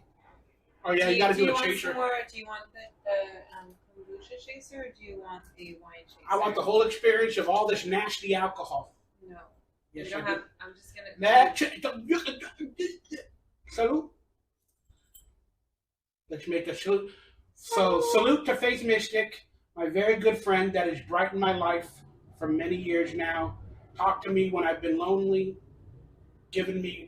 making me feel alive, feel like a human, and giving me your special spiritual energy, and for hanging out with me today. I love you. Love you too. Salute. I love you. Oh yeah! Getting out of here. Oh God, that's rough. What is that? Cazadores? Alcohol in me is weird. It's really weird. The more you get me drunk, the more I act like I'm drunk. Oh gosh. It's kind of funny. Well, it's an experience. A memory. Oh God! Oh. Your eyelids just pushed outwards. That's how strong that was, yeah. Yeah, I'm not a big drinker, but it affects me so much. We should go get some ice from the ice machine when you're done. We're pretty good. Unless you can ice them in my nipples. They're already hard. Wow, I just realized that. Sorry, I made that little joke, and then I touched my nipple at the same time, and I realized it's already perky. It is cold. It is cold nowadays. I thought you were saying that it's warm. I did open the window. Yeah, but I think I just realized I have perky nipples. Like I'm like a woman in the cold. I just literally have perky nipples. Yeah, that's natural. And did you guys notice I cut my hair? I don't have the beard. I look like DonkeyLips officially. So if you guys want to pick up a Cameo, go ahead. Please hit that thumbs up, that like, that subscribe button. Consider picking up some merchandise from me. And there, I'm done selling shit. And then we're going to sell her website and everything in a little bit. But now, is there anything that you want to talk about that's on your mind? Do you have a favorite movie? I wanted to talk with you about what you said to me outside when we were looking at the moon. Oh, you want to talk about more conspiracy stuff? Just a little bit about how could you see the stars? How come you can see the satellites, but not all of the satellites, just the ones that are inside? Yeah. Okay, well, let me start with you, though. Do you have any, again, do you consider yourself a believer of what this world, okay, are we in a realm? Like, what do you think? Because you're like a mystic, a healer, you're otherworldly, like we just spoke about. Like, what do you think this world is? Like, is it energy? Is it a realm? Is it a, forgive the planes, guys, but is it a universe? Like, what do you think this world is, or what we live in? The Matrix. There's so many realms that exist, and some moments we get to intertwine and experience them together, and more and more. Could you be a little louder? So the veil is getting thinner and thinner, and the reality is that we're starting to see like glitches. Sometimes certain people, sometimes they say the exact same thing, and it's like they're stuck on repeat. But not everyone's like that. So it's like, and do those people who are like that, do they have eyes and souls that can actually see inside and communicate? Do they come from a place of love? Do they even have a soul? And then I look at other places around me, and I look at others who are also looking like you around us to see different glitches. And you saw something. Deja vu? Well, I mean, what do you think of deja vu? Have you ever had that? What they call deja vu? Oh, yes. Yeah, I have visions. I have dream visions. My kids do too. They're visions. And then we do it, so we do it correctly, so we feel like we did it correctly. So we get to that level of consciousness. But it does feel like it's like training. Repeating like you've been there before. But it's improving. We have to improve ourselves. Correct. Yeah, I consider deja vu like in other universe, like you've done it before, but like a simulation, like a program repeating itself. And like in the movie The Matrix, deja vu is when things change, when they change the system. And I don't know if you've seen online, because I know you're online a lot, but you might not watch the same videos, but there's a ton of videos called glitches in our world. Look up glitches in our world. Is it massage time? I'm good. Do we call up the Vietnamese girls? I just gotta take a hot shower before I do the costume. A hot shower. But there's videos online of like animals glitching nowadays. Like literally an animal, like chickens would be running. Then they just stop. And it's weird. It's like they're downloading a program and they're still. They're literally still. And the camera's moving, so it's not a special effect. Like you see the person, what the hell? And the camera's moving. I mean, it could be a special effect. It could be fake. But I'm going to choose on some of them, they're real. And the chickens, like in this one instance, they sit there for like 10 seconds, 8 seconds. Then all of a sudden, they start running in the same pattern that they were running. And people are like, and there's a bunch of videos just like that with a lot of animals and human beings as well. Like human beings just. It's totally trippy. I've seen it. And then I communicate. I'm like, you already said that.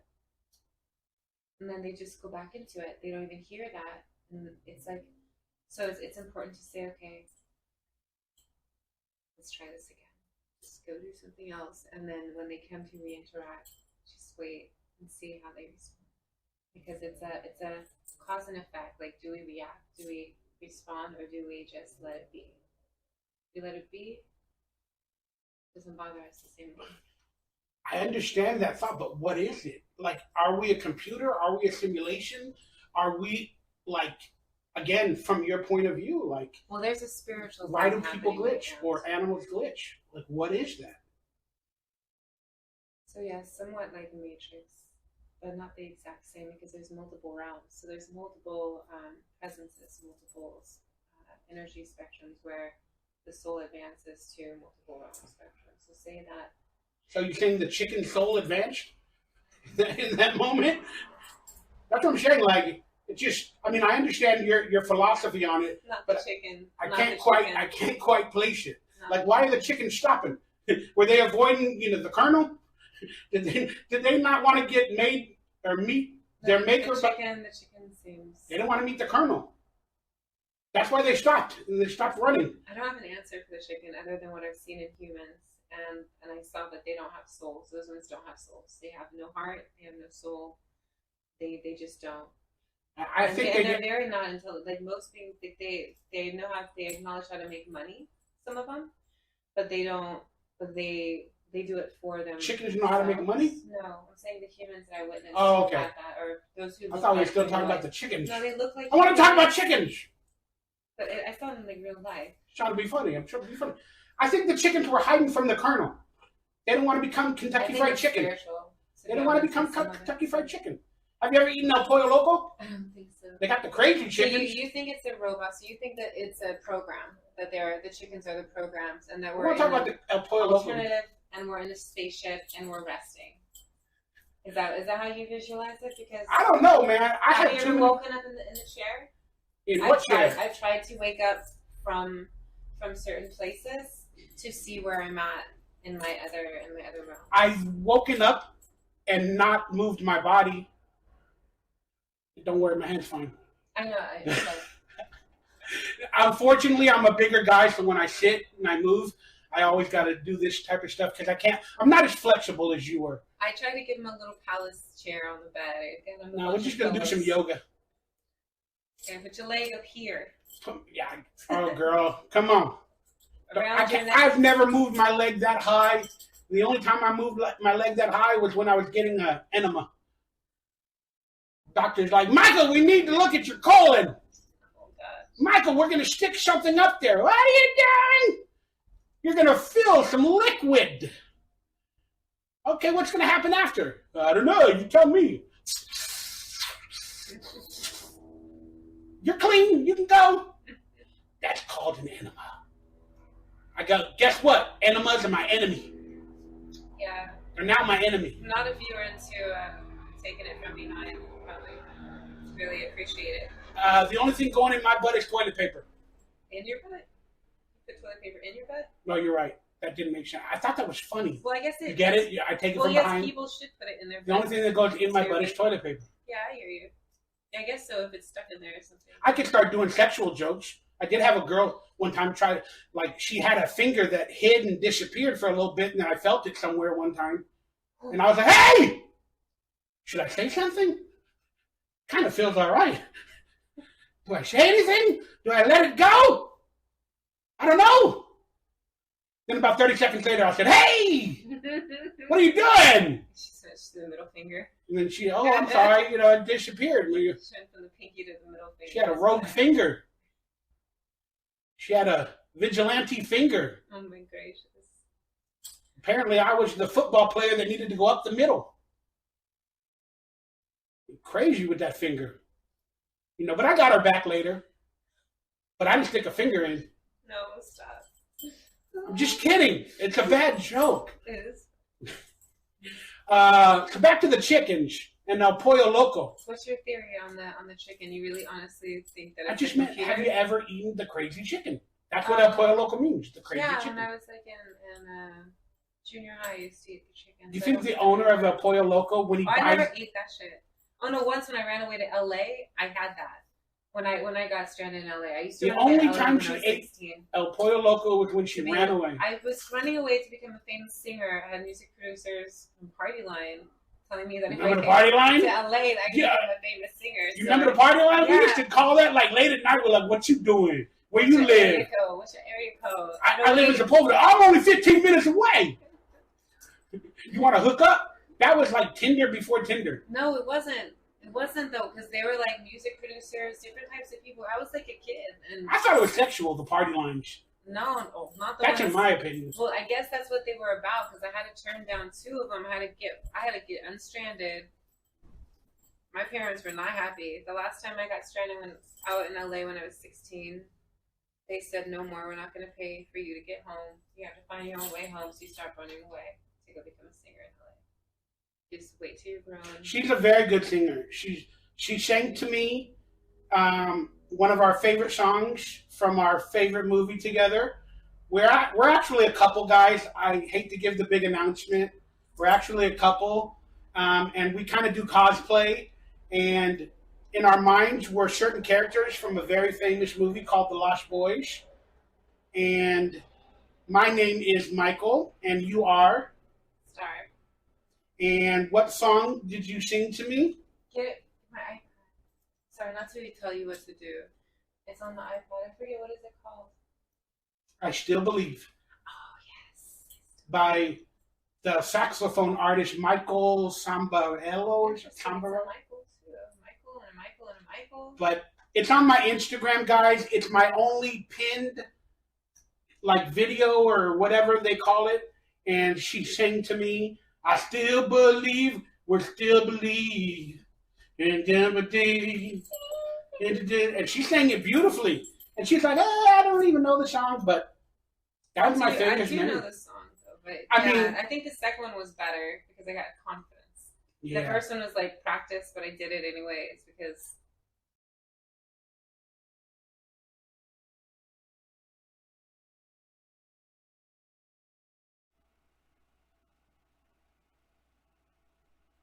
All right, guys, we're back. If you want to watch the full version, it gets a little deeper. She starts massaging me, and it's a great interview. I had a good time. If you guys would like to watch the full, uncut, uncensored interview, there's about another hour left of that.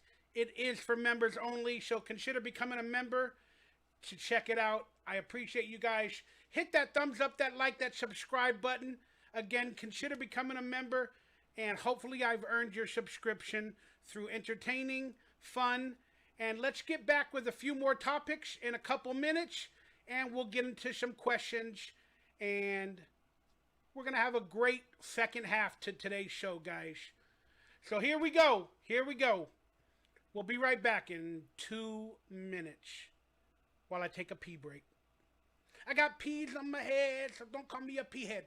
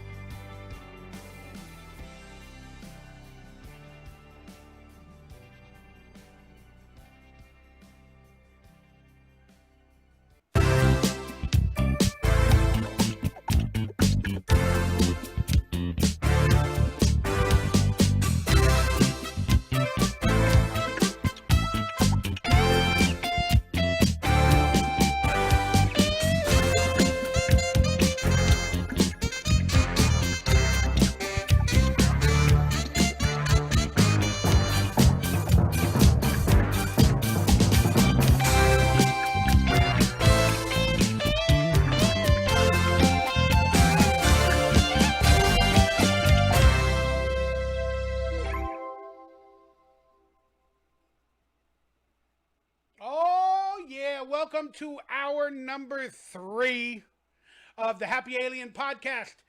First off, like I said before, you guys just watched a 30-minute clip of Faith Mystic, our guest for this week's show, to watch the full version of me and her in a hotel, getting massages,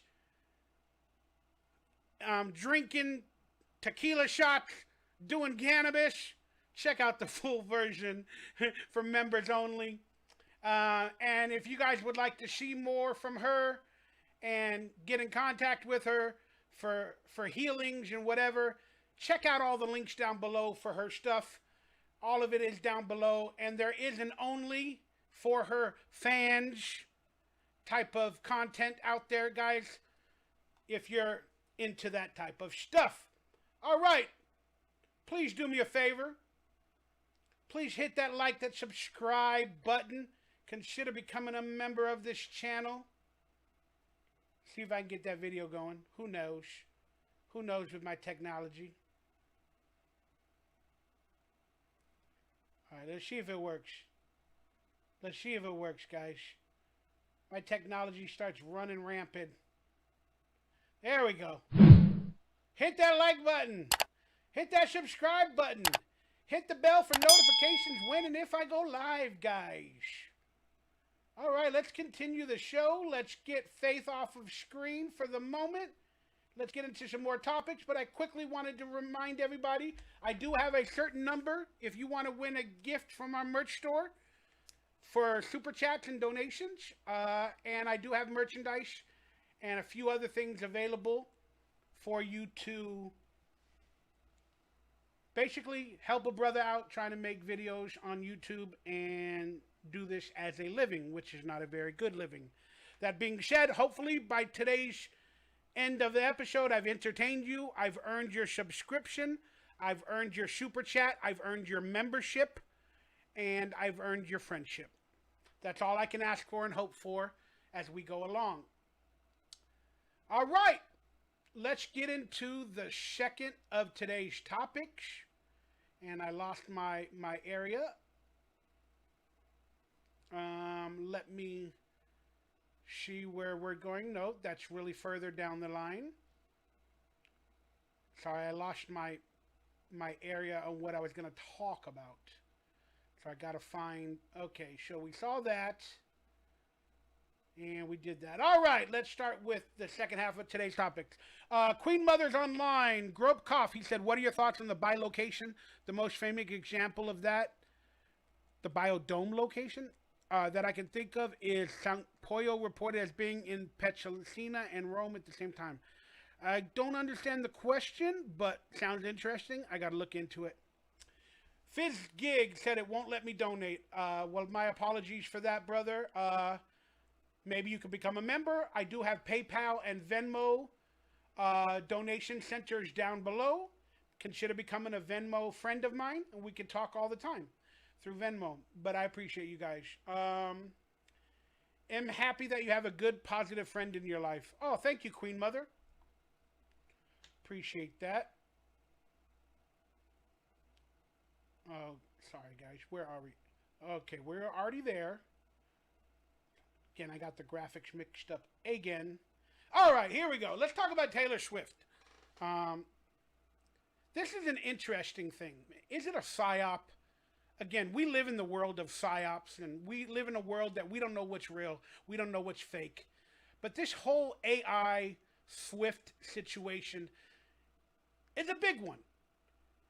You know, is it being brought upon us to censor people? You know, regulate the world of AI and artwork, if that's what you want to consider it? Is it a way to bring more laws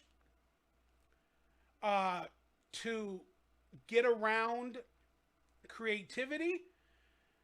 Is it a way to make more money? Is it a way to... I don't know. There's just so many things in my head, guys. Let me know your thoughts while we're talking about this. And again, the NFL, we'll talk about that in a minute with Taylor Swift, is a big money-making machine. Why is X, a social media platform run by Elon Musk, censoring anything that has to do with Taylor Swift. Literally, I don't get it. And it's just AI. It's artwork. The legal ramifications of artwork, whether it be through AI, this territory has never been explored. Whenever there's a new technology, a new, system or money-making opportunity that really has no laws, like the internet took probably 40 years to get down the laws of, how to govern the internet, how people can make money on it, companies, they got to get their hooks into it as early as possible to see if they can control some part of it. And that took a lot of years for the internet. Now AI is the new buzzword. AI is the new thing, the new technology that can change everything. And it's now being used for movies, for artwork, for YouTube videos and the like, and presentations. And they take from artwork from others that are on the internet and they combine it. Is it transparent? Should it be copywritten? And then Taylor Swift and all them people are saying, I hope she sues, that it is pornography. Is it really pornography? The AI pictures that surfaced? I saw the photos, guys. Hey, Brett Mania's online, dude. Brett Mania gifted a membership, and naysayers got that membership. Thank you so much, Brett Mania, dude, for hooking people up, brother. You're amazing. And Brett Mania, you won on last week's show. So I got to hit you up. You're going to get a gift. So I got to hit you up on Facebook when I got the time. But thank you. We got our first membership of the show, basically. Thank you, Brett Mania. Always coming through like a champ. Like a boss dude. But is it really pornography, that a Taylor Swift situation? I saw the photos. And they didn't really show body parts. They showed gestures and locations and flesh, but not the body parts that would normally be censored. I didn't look at it as porn. I mean, if they're saying they're doing it for the children's, or it's disrespectful to Taylor Swift and it's wrong, it's like revenge, girlfriend, PORN, or whatever the case may be, I don't see it. I see much worse just logging on to X from regular people, let alone Taylor Swift AI. Brent Mania gifted another membership. Well, thank you, Fizzjig. I mean, sorry guys, I got to look at my messages. I just don't think it is that bad of a thing that they would need to censor it. So I don't understand why they're censoring it, and even the word Taylor Swift. Like, how much control are they trying to gain from this? Unless she's a psyop, or this is for some sort of agenda. Now the Biden camp is trying to get her on board because she baked Biden cookies in 2020, for Joe Biden, and the Democratic Party is thinking that if they protect Taylor Swift through social media platforms and regulate AI, that maybe she'll speak to her millions and upon millions of fans to vote for Joe Biden. I don't think it's porn, and I don't think it's that bad. That's in my opinion. I see worse anywhere. Even little kids can see worse anywhere. I feel bad for the kids nowadays. Let's just be honest. I feel really bad for the kids nowadays. They got so much content and so much PORN that their brains are already manipulated so badly when they're coming into their own. No pun intended.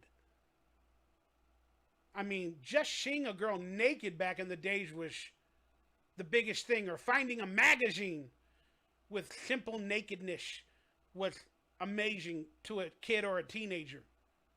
Nowadays, they've seen all of that and above by the time they're 13 or 14.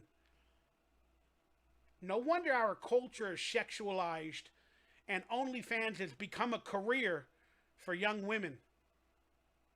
It's a scary subject. It's a very scary subject. So I want to know your thoughts on it, guys. And that's what we're going to talk about, Grass Staggers. You said it seems like a violation of her image. Well, do you really own your image? Do you? I'm not yelling at you, Grass. I just get animated. Do you really own your own image? I don't. Taylor Swift doesn't own her image. She's a public figure that's a celebrity. Her image is not copywritten. Magazines and press photographers take pictures of her image all the time.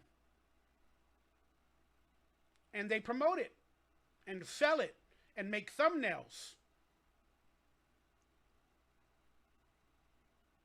And there was millions of porn images before this thing went mainstream.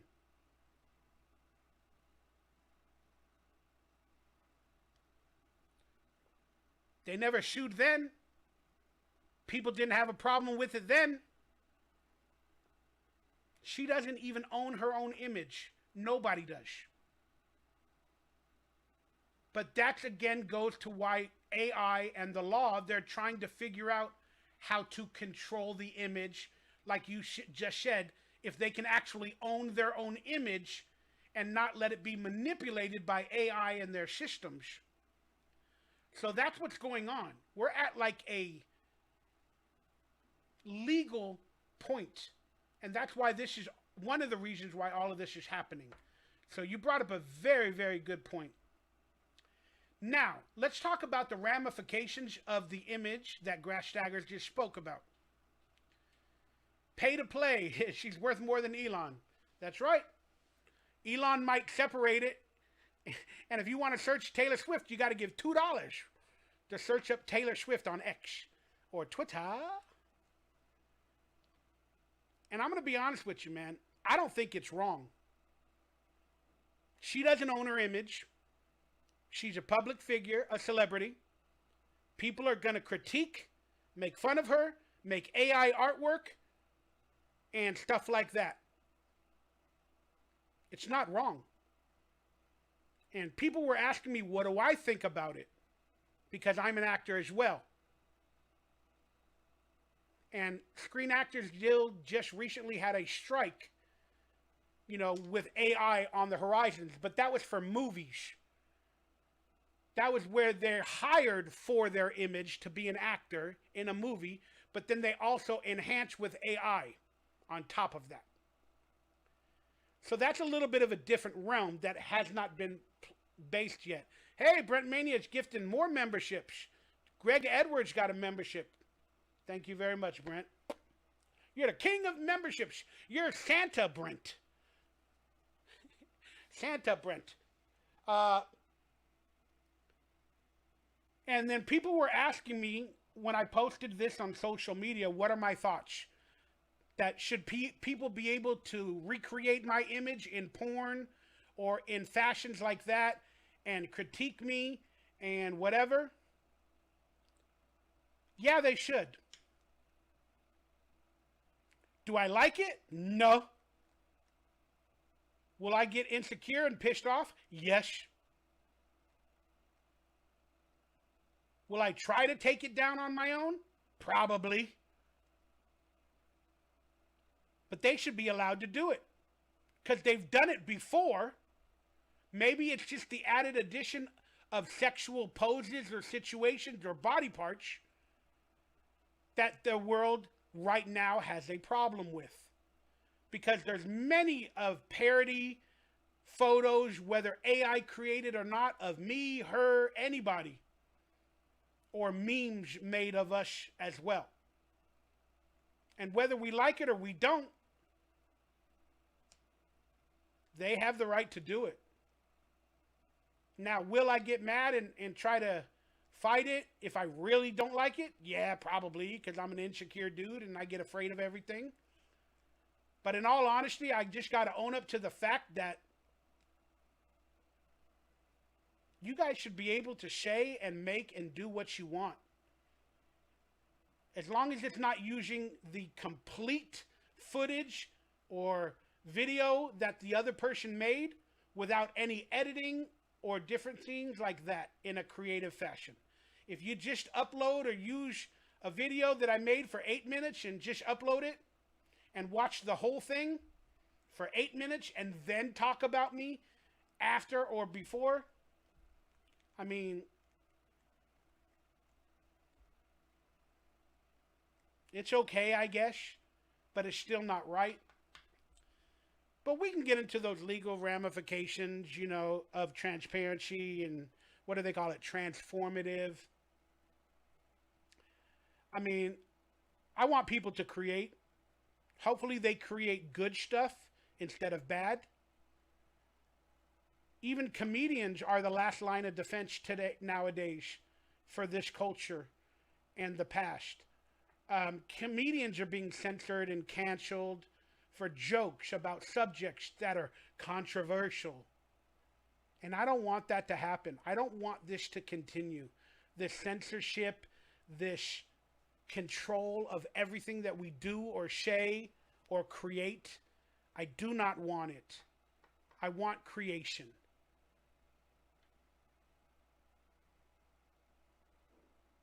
And I don't think this is wrong, the Taylor Swift stuff. I don't. She don't like it. But what did they say? Tough nookie. Grow some skin, like they tell me. Hey, insecure Mikey. Why do you get all insecure? Why do you get mad when trolls mess with you? Or comedians critique you? Why do you get mad? Because I'm insecure. Well, grow some skin. Get over it. Become a stronger human being. Sticks and stones may break my bones, but words and artwork should never hurt me. I mean, I understand that. And I'm trying. Long story short, I don't think this is wrong. Let me know your guys' thoughts. Very kind of him to gift membership, says Queen Mother for Brent. Brent Mania said, could you sue over it? I don't think you can. Who are you going to sue? AI? Or the website that promoted this? I forgot the name of the website. Jihad something? I don't know. Holy War. Holy War website. Jihad. Who are you going to sue? Again, if they sue for this, there's millions of porn images from other regular girls or other celebrities. This opens up a can of worms. And again, they're trying to control AI. They're trying to control creation. They're trying to make laws and corporations and maybe companies like OpenChat or AI or whatever these companies are called. They want all of this to happen. So then the government can actually put censorship on AI. Then the corporations that create their AIs, then we're only going to have 2 or 3 companies that are the AI masters. You know, the go-to for any creation AI, because it's now regulated by the government. So then OpenChat becomes a business. Then you have to pay a subscription for $10 a month or $50 a month to create AI. Then it becomes like YouTube, where they censor words or expressions, or you cannot even manipulate a picture within their system, even though you're paying for AI creation from OpenChat. It's a way to regulate the industry, because it is a new industry. And they got to get their hands on it. But right now, who do you sue? They're probably going to sue everybody that they can. But technically, they can't win. Because AOPEN is AI is open source. And there's millions of programs that do it nowadays. So great question, Brent. Great question. With AI and deepfakes and these tools on new phones where you can hide audio, it's going to get so hard to tell what is real and not going forward, but probably a few years away. Grow Cop, I think you're wrong. You think we're a few years away? Remember, everything that we're seeing nowadays was here 15 years ago. That's just my opinion. So, we're already there. We're already there. A lot of the stuff you watch is AI and audio manipulated. Trust me. Even some of the president's speeches or videos with masks and special effects and Hollywood trickery and events. Brent Mania gifted a membership. Who did it go to? It went to Beloved, a.k.a. Hunk the Clown. Well, congratulations. Thank you, Queen Mother. God bless you nowadays. All right, let's move along. So I gave you guys my view on this subject of AI as an actor. Now, let's talk about Taylor Swift. Is she a plant? Is she a psyop? And the Super Bowl.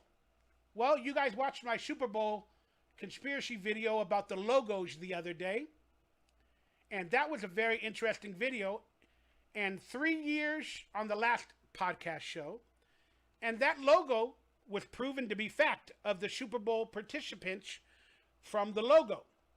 Well, the NFL made the logo for this year, and the Baltimore Ravens and the 49ers colors were on that logo, so the pattern of the Super Bowl players was made in the logo a year ago. But people are saying that conspiracy is now proven fake or fraudulent because the Ravens and the 49ers are not in the Super Bowl like the conspiracy stated.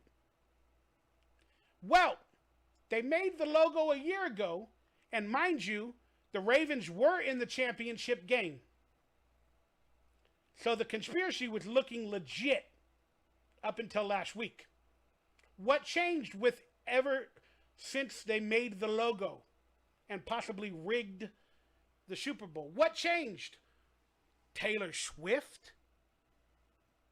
Taylor Swift became a part of the NFL's agenda in like week 2 or 3 of the season after the logo was created and the Super Bowl was rigged.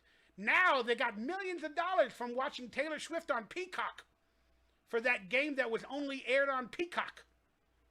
They got like $220 million more for one game on Peacock with the Chiefs and Taylor Swift attending.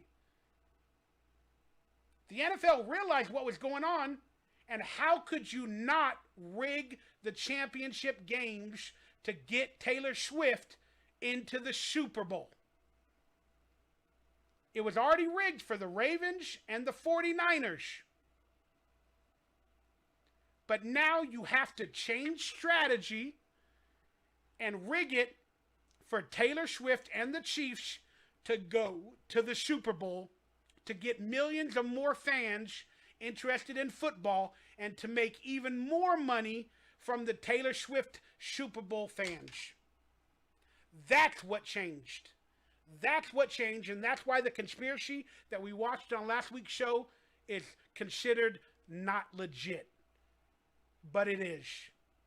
And how did the NFL rig it this week for Taylor Swift to go to the Super Bowl with the Chiefs? Well, the NFL put referees on the field that penalize the home team more than the visiting team. The Baltimore Ravens were the home team, and they were conspiracy to go to the Super Bowl, and they had the better team than the Chiefs all year, and the Chiefs were the visiting team. The NFL placed referees that penalized the home team more than the visiting team. So now the NFL placed referees to penalize the Baltimore Ravens in that game to help the Chiefs go to the Super Bowl. And there was a lot of penalties on big touchdowns and big plays against the Baltimore Ravens. And there was a lot of penalties against the Ravens while the Chiefs were on offense and driving the ball down the field. The NFL placed referees to help make the Chiefs go to the Super Bowl. People might say it's because Lamar Jackson sucked in that game. Well, maybe he sucked because he got disappointed because of all the penalties against him and his team in the first half, to where the Chiefs took a big lead. Now, they had chances to win the game, but the referees took it away.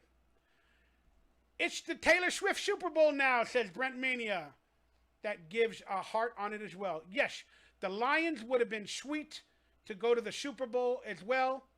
I would have loved that. But the NFL needs Taylor Swift and the next Tom Brady in Brock Purdy for the 49ers. Why? Because he was drafted as Mr. Irrelevant in the later stages of the draft, just like Tom Brady, and he's the next great white possible Tom Brady come from behind quarterback. So you got the next great white Tom Brady quarterback that was drafted late in the rounds as a steal in the NFL draft, and you got Patrick Mahomes, and now the Swifties or the Swelshies or whatever you want to call them. Now, let's watch a little video from my dude, my guy, Isaac Weishaupt. And he's a numerology person, occult symbolism person with pop culture. And this guy dives deep into a lot of subjects. And I love this dude. I'm hoping to get him as a guest on my show. I need to be a better host. I got to figure that out. I got to learn as we go to be a better host and let them talk instead of me always talking. But that's something I'm working on, guys. But Isaac Weishaupt, let's watch his Taylor Swift. Let's watch his symbolism from Taylor Swift, guys. This is a fascinating video from Isaac. All right, let's see if I can get this going. Sorry, guys, my video is... NFL rigged the season to make sure Taylor Swift was going to be at the Super Bowl. Let me explain my theory. Her management company torched my YouTube account in 2017, and I've been bitter ever since. I released a symbolism analysis of her "Look What You Made Me Do" video, and it started trending in the first 24 hours, so they had YouTube shut it down. Probably because there were big plans for Taylor Swift in the coming years. In 2009, she did a humiliation ritual with Kanye West that put her on the map. I'm gonna let you finish, but Beyonce had one of the best videos of all time. She was subjected to this because that's how the industry ritualizes its celebrities, because humiliation rituals allows them to transcend their old identities and transform into the goddess. They lose self-esteem from their old identity to make way for the new. In her subsequent videos, she demonstrated symbolism of ritualistic death and rebirth, which is another element of the ego death and transformation into the powerful goddess of Taylor Swift. We saw her take on multiple alter egos over the years, which again is about transformation, or worse yet, possible dissociative identity disorders from MK Ultra type abuse. She literally tells us in "Look What You Made Me Do" that the old Taylor is dead. There was imagery of her in a bathtub, which is the symbolism of the cleansing ritual in Kabbalah for the passage of the goddess, like Whitney Houston and Bobby Christina, who died in bathtubs, as well as Kim Kardashian, who was put into the tub by the Illuminati and threatened. Plus, she's covered in diamonds, which is symbolism of diamond programming. I can't even talk about what that means on social media. She would diamond programming is insane. You can't talk about it. I'm sure this video is already flagged, so consider donating and supporting. But it's insane, this type of stuff, guys. And this is prevalent in today's society. These rituals, whether it be in the music industry, the Hollywood industry, and it's blatant. It's so obvious. But people, it's now become the culture, the norm. And people don't know they're participating in rituals, or they're seeing rituals happen. Whether you believe in the demonic culture or that type of culture or otherworldly culture, it's happening, guys. It's happening. But it's disguised as other things. But it's happening. And you can see it everywhere. Continue down the path of the occult. At her Era's concert, there are chants about her summoning the demons, which she co-opted by commenting on the fan video footage. She had 66 Era's concert dates. That's the number of damaged gods in the Kabbalah Klippa. And then there's the Wicca pagan nature worship elements as well. That's why she had precisely 13 people on stage during the concert. That's the number of witches in a coven. Then we have all the theories of the NFL rigging games for the Chiefs to win, and why wouldn't they? The Times article for Taylor being the person of the year, wink wink, claims that Taylor's concert generates more revenue than the 2023 Super Bowl did. That's why they had the Chiefs-Dolphins wildcard game only on Peacock, because the Taylor Swift-Travis Kelce romance is the king of all media, and these bloodthirsty corporations have got to get in on it. So of course they need her to be at the Super Bowl, the biggest ritual event that there is. That's why they had referee Sean Smith in place at the AFC Championship, because he has a record of over-penalizing the home team, which is the Baltimore Ravens. And look, nothing has changed over the years. Taylor is the most protected asset on the planet.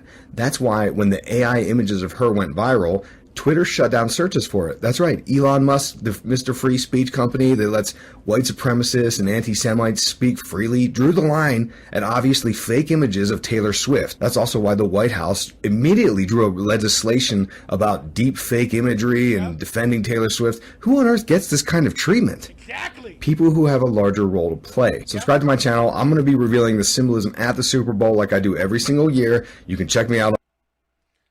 All right, so there it is, guys. I love that guy, Isaac Weishaupt. Like, he's my dude. He's my guy when it comes to that type of stuff. Numerology, symbolism, and it's just prevalent everywhere. Queen Mother said, how do you buy a membership? Again, I don't know how it looks on your computer or your phone, but there's a join button somewhere on the main page. Yeah, I think that's how you do it. All right, let's talk about more Hollywood stuff.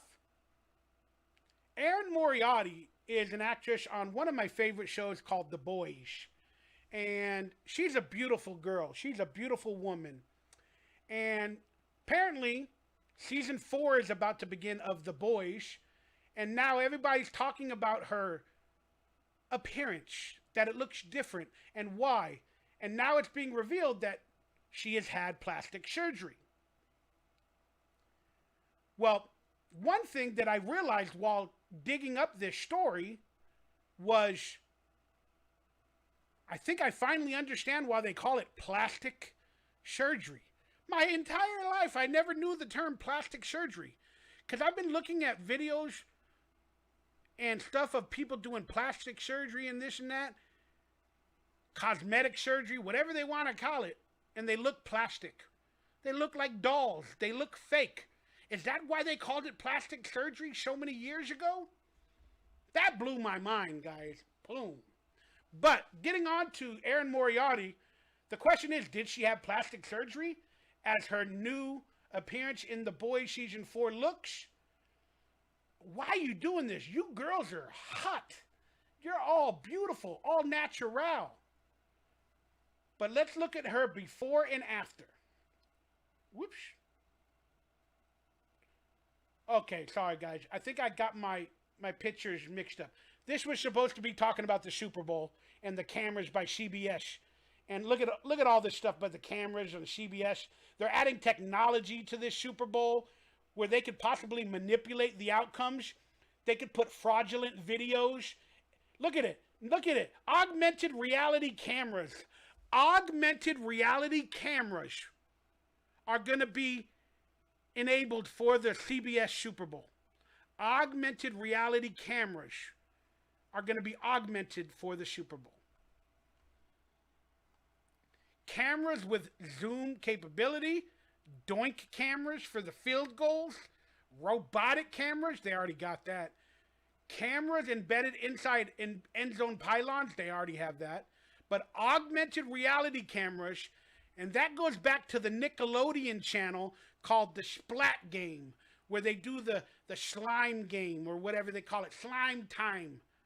Augmented reality cameras are now officially going to be used by CBS, who also is owned by Paramount, or owns Paramount, who owns Nickelodeon, hence why they created the augmented reality camera for the slime time game. CBS, the all-seeing eye logo. Drones, depth off the field cameras. They're going to have sets and locations on the Vegas Strip. They're going to have replay machines, record and playback channels, different channels on CBS, television mobile units. But the one that got me was now they're putting augmented reality cameras into the Super Bowl.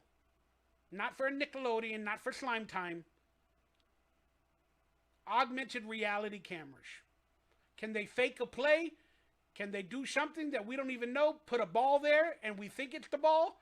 I don't know. You be the judge. Okay, back to the Erin Moriarty story, guys. Did she have plastic surgery, and why is this important in Hollywood today? This is her before and after. Her before is on the left, her after is on the right. Her before picture was taken, probably 5 years ago. But still, that is a drastic difference. And she looks more plastic, hence the term plastic surgery, on the right or the left, depending on how you look at it. What are you guys' thoughts, guys? I think she plays Starlight, one of the coolest characters on The Boys. Here's a better after as well. Before and after. She's looking like she's going to soon become an OF girl, an OnlyFans girl. I don't know why she would do this to herself. But that is one of my favorite shows, guys, and I just get mad at this story because I'm tired of women faking everything. This world is fake enough. This world is fake enough, guys. And, I'm talking to girls online. I'm trying to get to know them and date them or whatever the case is, whether it be on dating profiles or, through social media. And every photo, not all of them, but most of the photos are special effects with filters, with CGI, and or the girlfriends do lip feelers in real life, or they do their chins, or they get plastic surgery that's becoming more available and cheaper, or it's just, everything is becoming fake to me. And maybe it's because I'm older, but I can't stand it. I don't even know what girl is real or fake when I talk to them or I see a photo, and it is really pissing me off and scaring me. Because I don't even know what's real and fake in the regular world. Now, in real life, in terms of dating or meeting people, you don't know what to expect. And all of this came into fruition. That's why they call it plastic surgery. And I never understood while I was talking to a girl or girls many years ago. They'll be like, oh, I'm putting on my face. I'll be over to your house or whatever soon. Or I'm putting on, my face. That meant makeup. They're literally painting on another face. That's why they gave me the term, I'm putting on my face. Well, is your regular face your face? Or is the makeup and all the enhancements and the plastic surgery your face? Yeah, it's your face of your choosing, but it's not your face that was given to you by God or the world. And you're beautiful no matter what. Now, this goes into magazines and actresses. And that's why it's bad that an actress is also going along with the narrative of going from a natural, talented beauty to a plastic surgery, fake, new Kim Kardashian. This is going to brainwash the media, the girls and the people even more through social media, magazine articles. It's continuing. Women are becoming fake in almost every sense of the word nowadays. They are becoming dolls. Sex dolls. To many as well. They're wanting to become that pretty, good-looking actress that has plastic surgery to make themselves appear better, thicker lips, better eyes, better chins, better structure. Man, scares me sometimes. Scares me sometimes. But I love that show, The Boys. Season 4 is around the corner. It's a very graphic show. Pretty interesting. If you guys haven't watched it, I recommend it. It takes superheroes to a whole new level where they get hunted. Superheroes get hunted. And there's a lot of scenes that are just, woo. Did they do that? Pretty interesting, guys. She's got that. She lost that sweet girl next door vibe. You're right. Looks more like cocaine than fake. I heard before you have to fake it to make it. Why? Just to be God created. I mean, sometimes you need surgery to correct something, so that might change your appearance. But other than that, that's why. Correct. Yeah, I don't think C. Kane is the most important thing in her life, but she might be dabbling. A lot of young people do nowadays with everything. All right, now let's get into some projects that I'm excited. Again, let's get rid of from the theories and the negativity.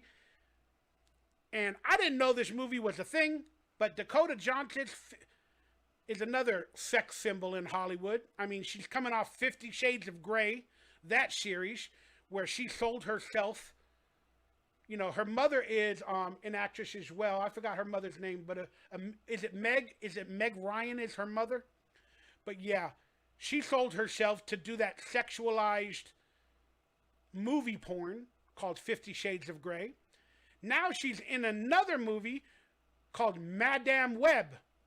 Well, why this is interesting to me is because in that movie, 50 Shades of Grey, she was like a submissive when they had a dominant.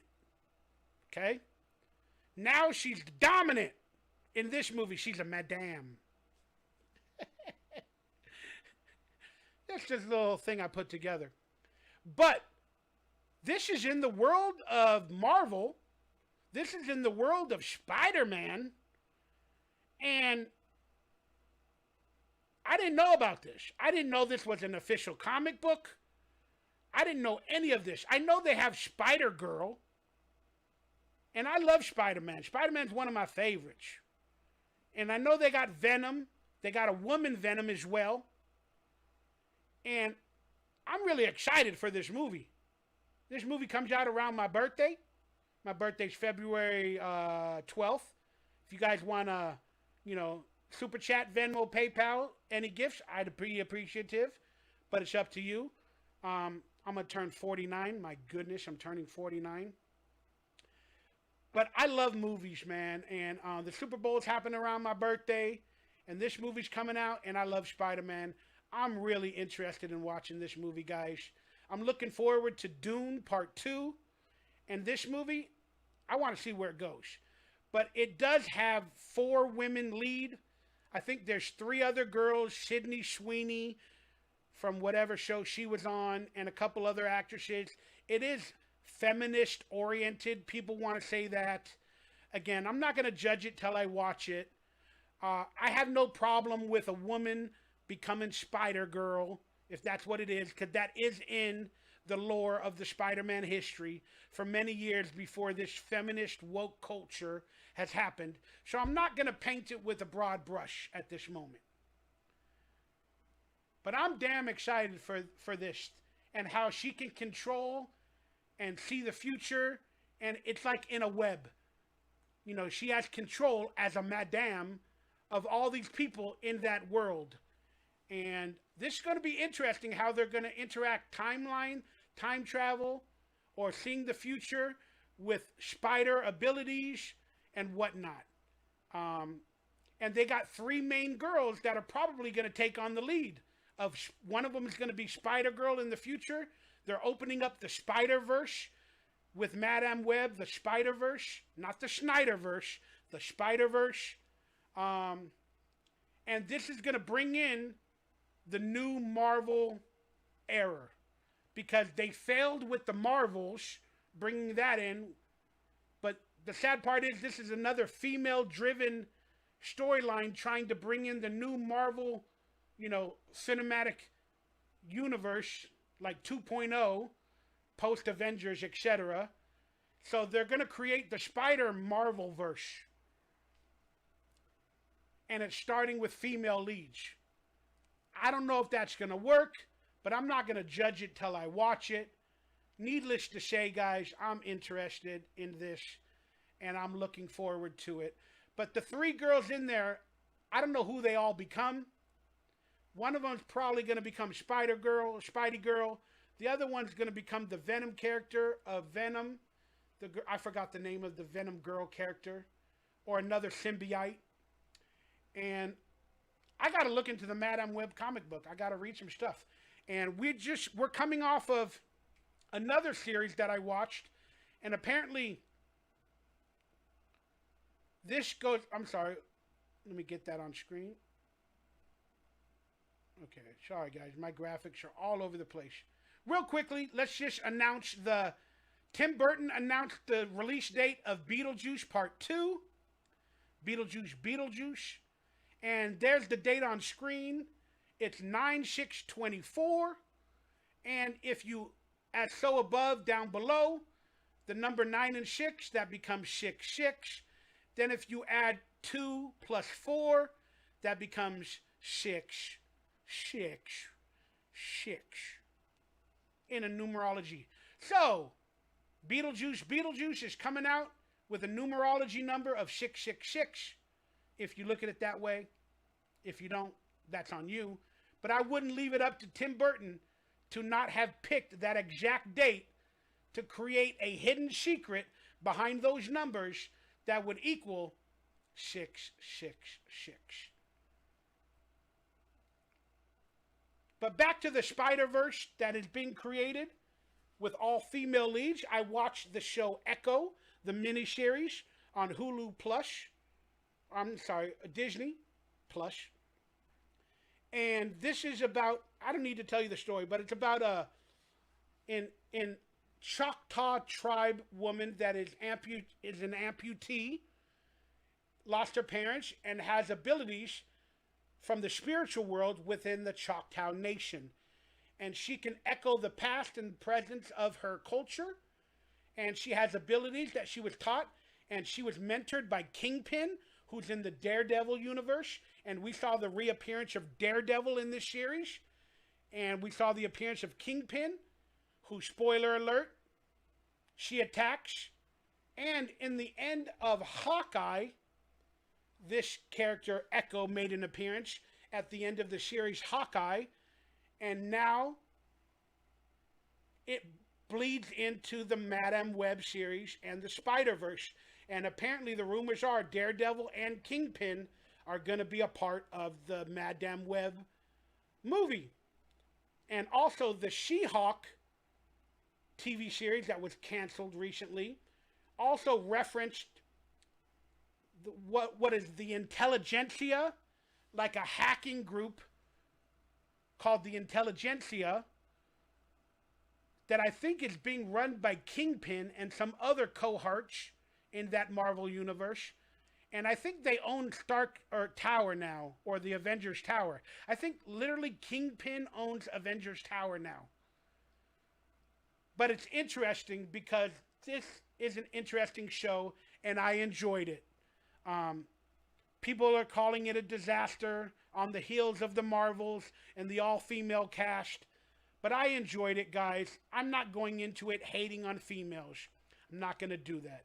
If it's a good story and interesting to watch and good writing, I'm going to enjoy it as best as I can.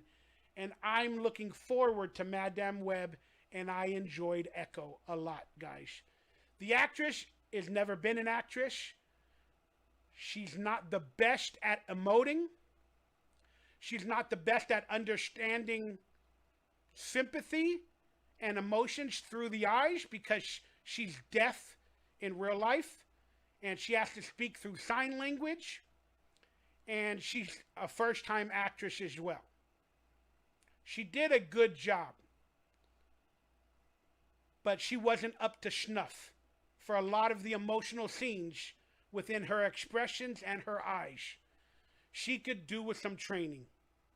But it's a pleasure to see a handy, capable, deaf person on screen sign languaging. And it was throughout the series. So you're reading the text on screen while they're sign languaging, and you're starting to learn signing while you're doing that for 5 or 6 episodes, which is really cool. I enjoyed it, guys. So I recommend it. Whoops. I think I went ahead, guys. Okay, so the next movie I watched this week was a movie called Fool's Paradise, starring Charlie Day. And this is a comedy movie with a lot of cameos. And Charlie Day, his comedy is talking a lot. Whether it be on Sunny in Philadelphia and other shows, he's talking a lot. And in this movie, I think as a comedic person, he also, I think, wrote this movie and possibly directed it. And he directed his friends. But in this movie, he didn't talk.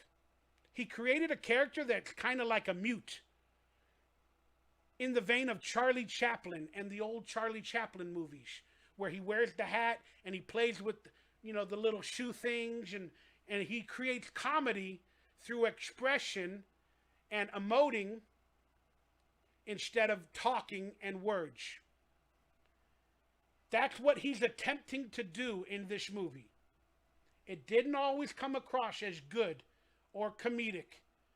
It was a lot of stumbling, bumbling, and fumbling, and, I'll do what you want me to go here? Okay, I'll follow you. Because he's a mute. He's like a follower. It didn't really hit.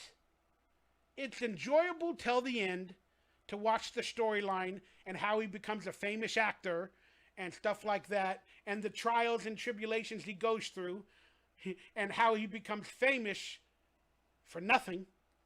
It's very interesting. But in terms of the comedy, and if he's trying to be the next Charlie Chaplin, he didn't do that good of a job. I didn't always feel him or believe him in emoting the character, but I did on a few occasions, and I did enjoy the character. But I think he was experimenting while he made this movie. Are we still online, guys? Please, somebody in the chat room write something. I don't know if we're online. Forgive me. I don't see everything all the time. But I don't think he really did that great of a job on this movie. But it's enjoyable to watch. I mean, we got John Malkovich in there. There's some interesting cameos. My girl is in there.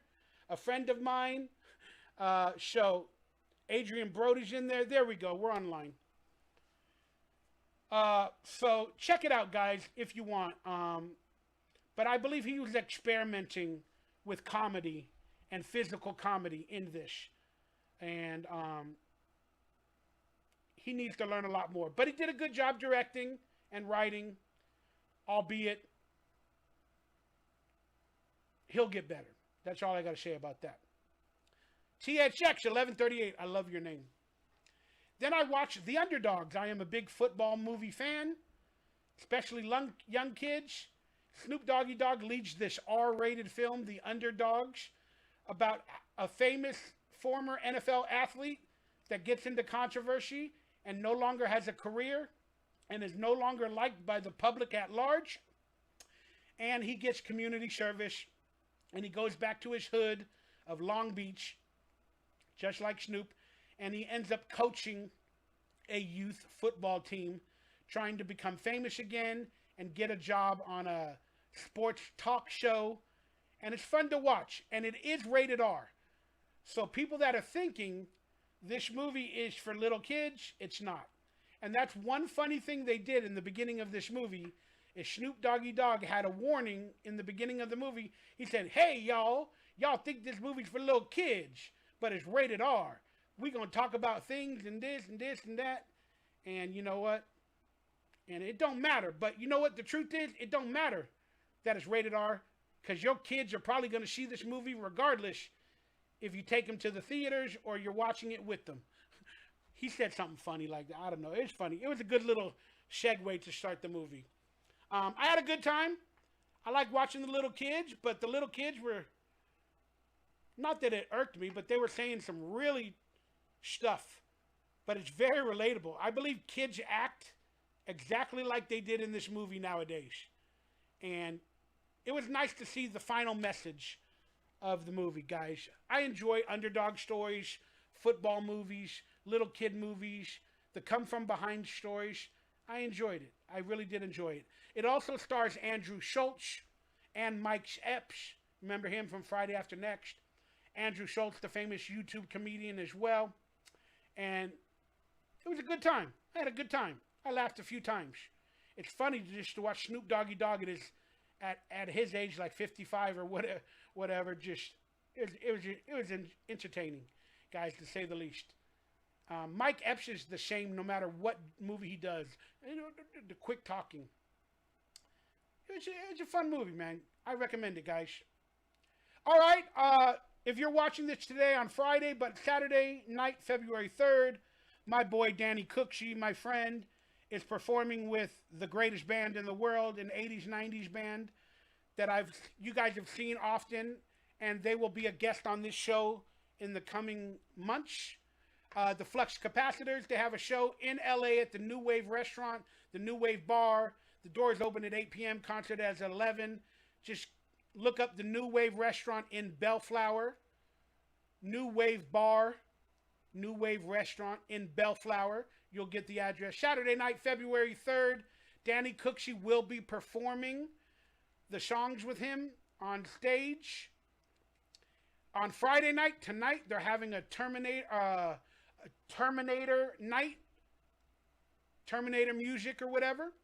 And then on Saturday, they're having 80s and 90s with the Terminator star, Danny Cooksey, on vocals with the band Flux Capacitors. Check it out. I'll put links down below, but search Flux Capacitors on YouTube. And the guy that leads Flux Capacitors, Ryan, he created my intro song. And we're working on a different intro for the future, some visual effects. And we'll get that going soon. But check it out, Flux Capacitors, Saturday night, Bellflower, New Wave Bar and Restaurant, guys. Now, to some YouTubers that I watch, that I enjoy their content, we got Audit the Audit. They audit auditors that film interactions with police, and they go over the law and how it pertains to every situation. Audit the Audit is a pretty good channel to get into, to learn about police misconduct and the legal ramifications that should be upheld against citizens. It's pretty good. Audit the Audit, guys. Then we also got Philip DeFranco. Even though he's a Democrat and I do not agree with his takes, like 50% of the time, I at least get the latest news from his perspective. But I at least get the latest news on a daily basis. Philip DeFranco, guys. So I check him out. Then, if you guys want to watch the video that we talked about in the beginning of this podcast about the man from Pennsylvania DCAPITing the HEAD of his father, you can watch that full video on 153news.net. It is in that picture. It is on the main screen. There it is. You see it on the bottom right next to the face of the robotic female with the face. There's the video that is censored on YouTube of that story that we talked about in the beginning of the show. 153news.net. They have a lot of videos that you cannot find in that type of world that is not mainstream, that is censored. It's not the greatest website in the world. It takes a lot of getting used to. It's very slow, but at least they're presenting videos that you cannot find anywhere, and they're talking about subjects without censorship. So it's a good, a place to find some of that work. No matter how long it exists, they've been coming after this website for the past 3 or 4 months really badly. So check it out, 153news.net, guys, and check out some of these alternative videos that you cannot find elsewhere in full form. All right.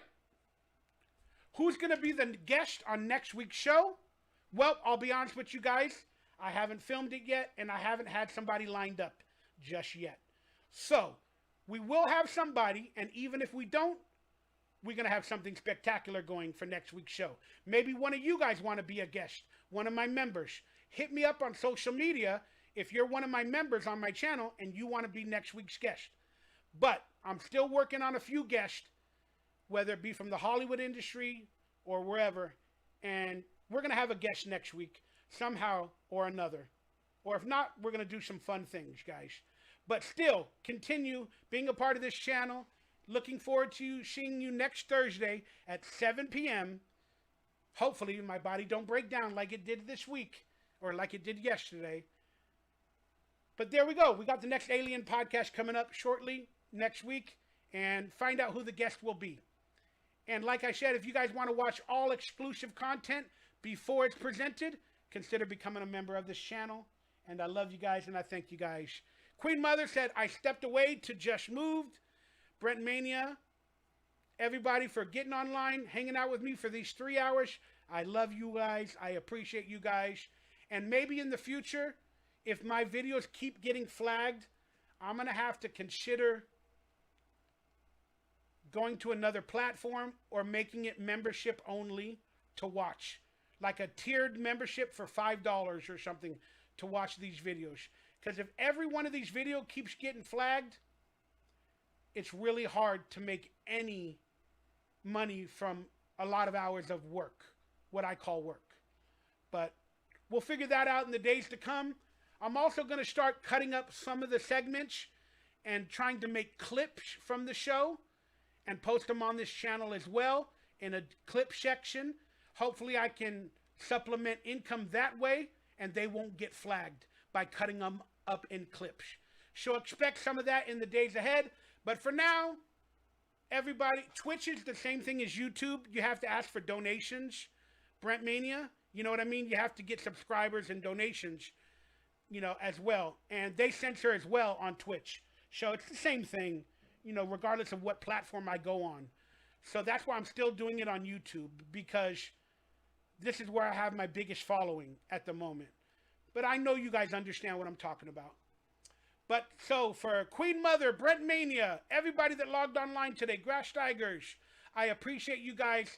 Please like, share, hit that subscribe button, consider becoming a member. And at the end of this, like I always say, I hopefully earned your sub, I earned your membership, and I entertained you.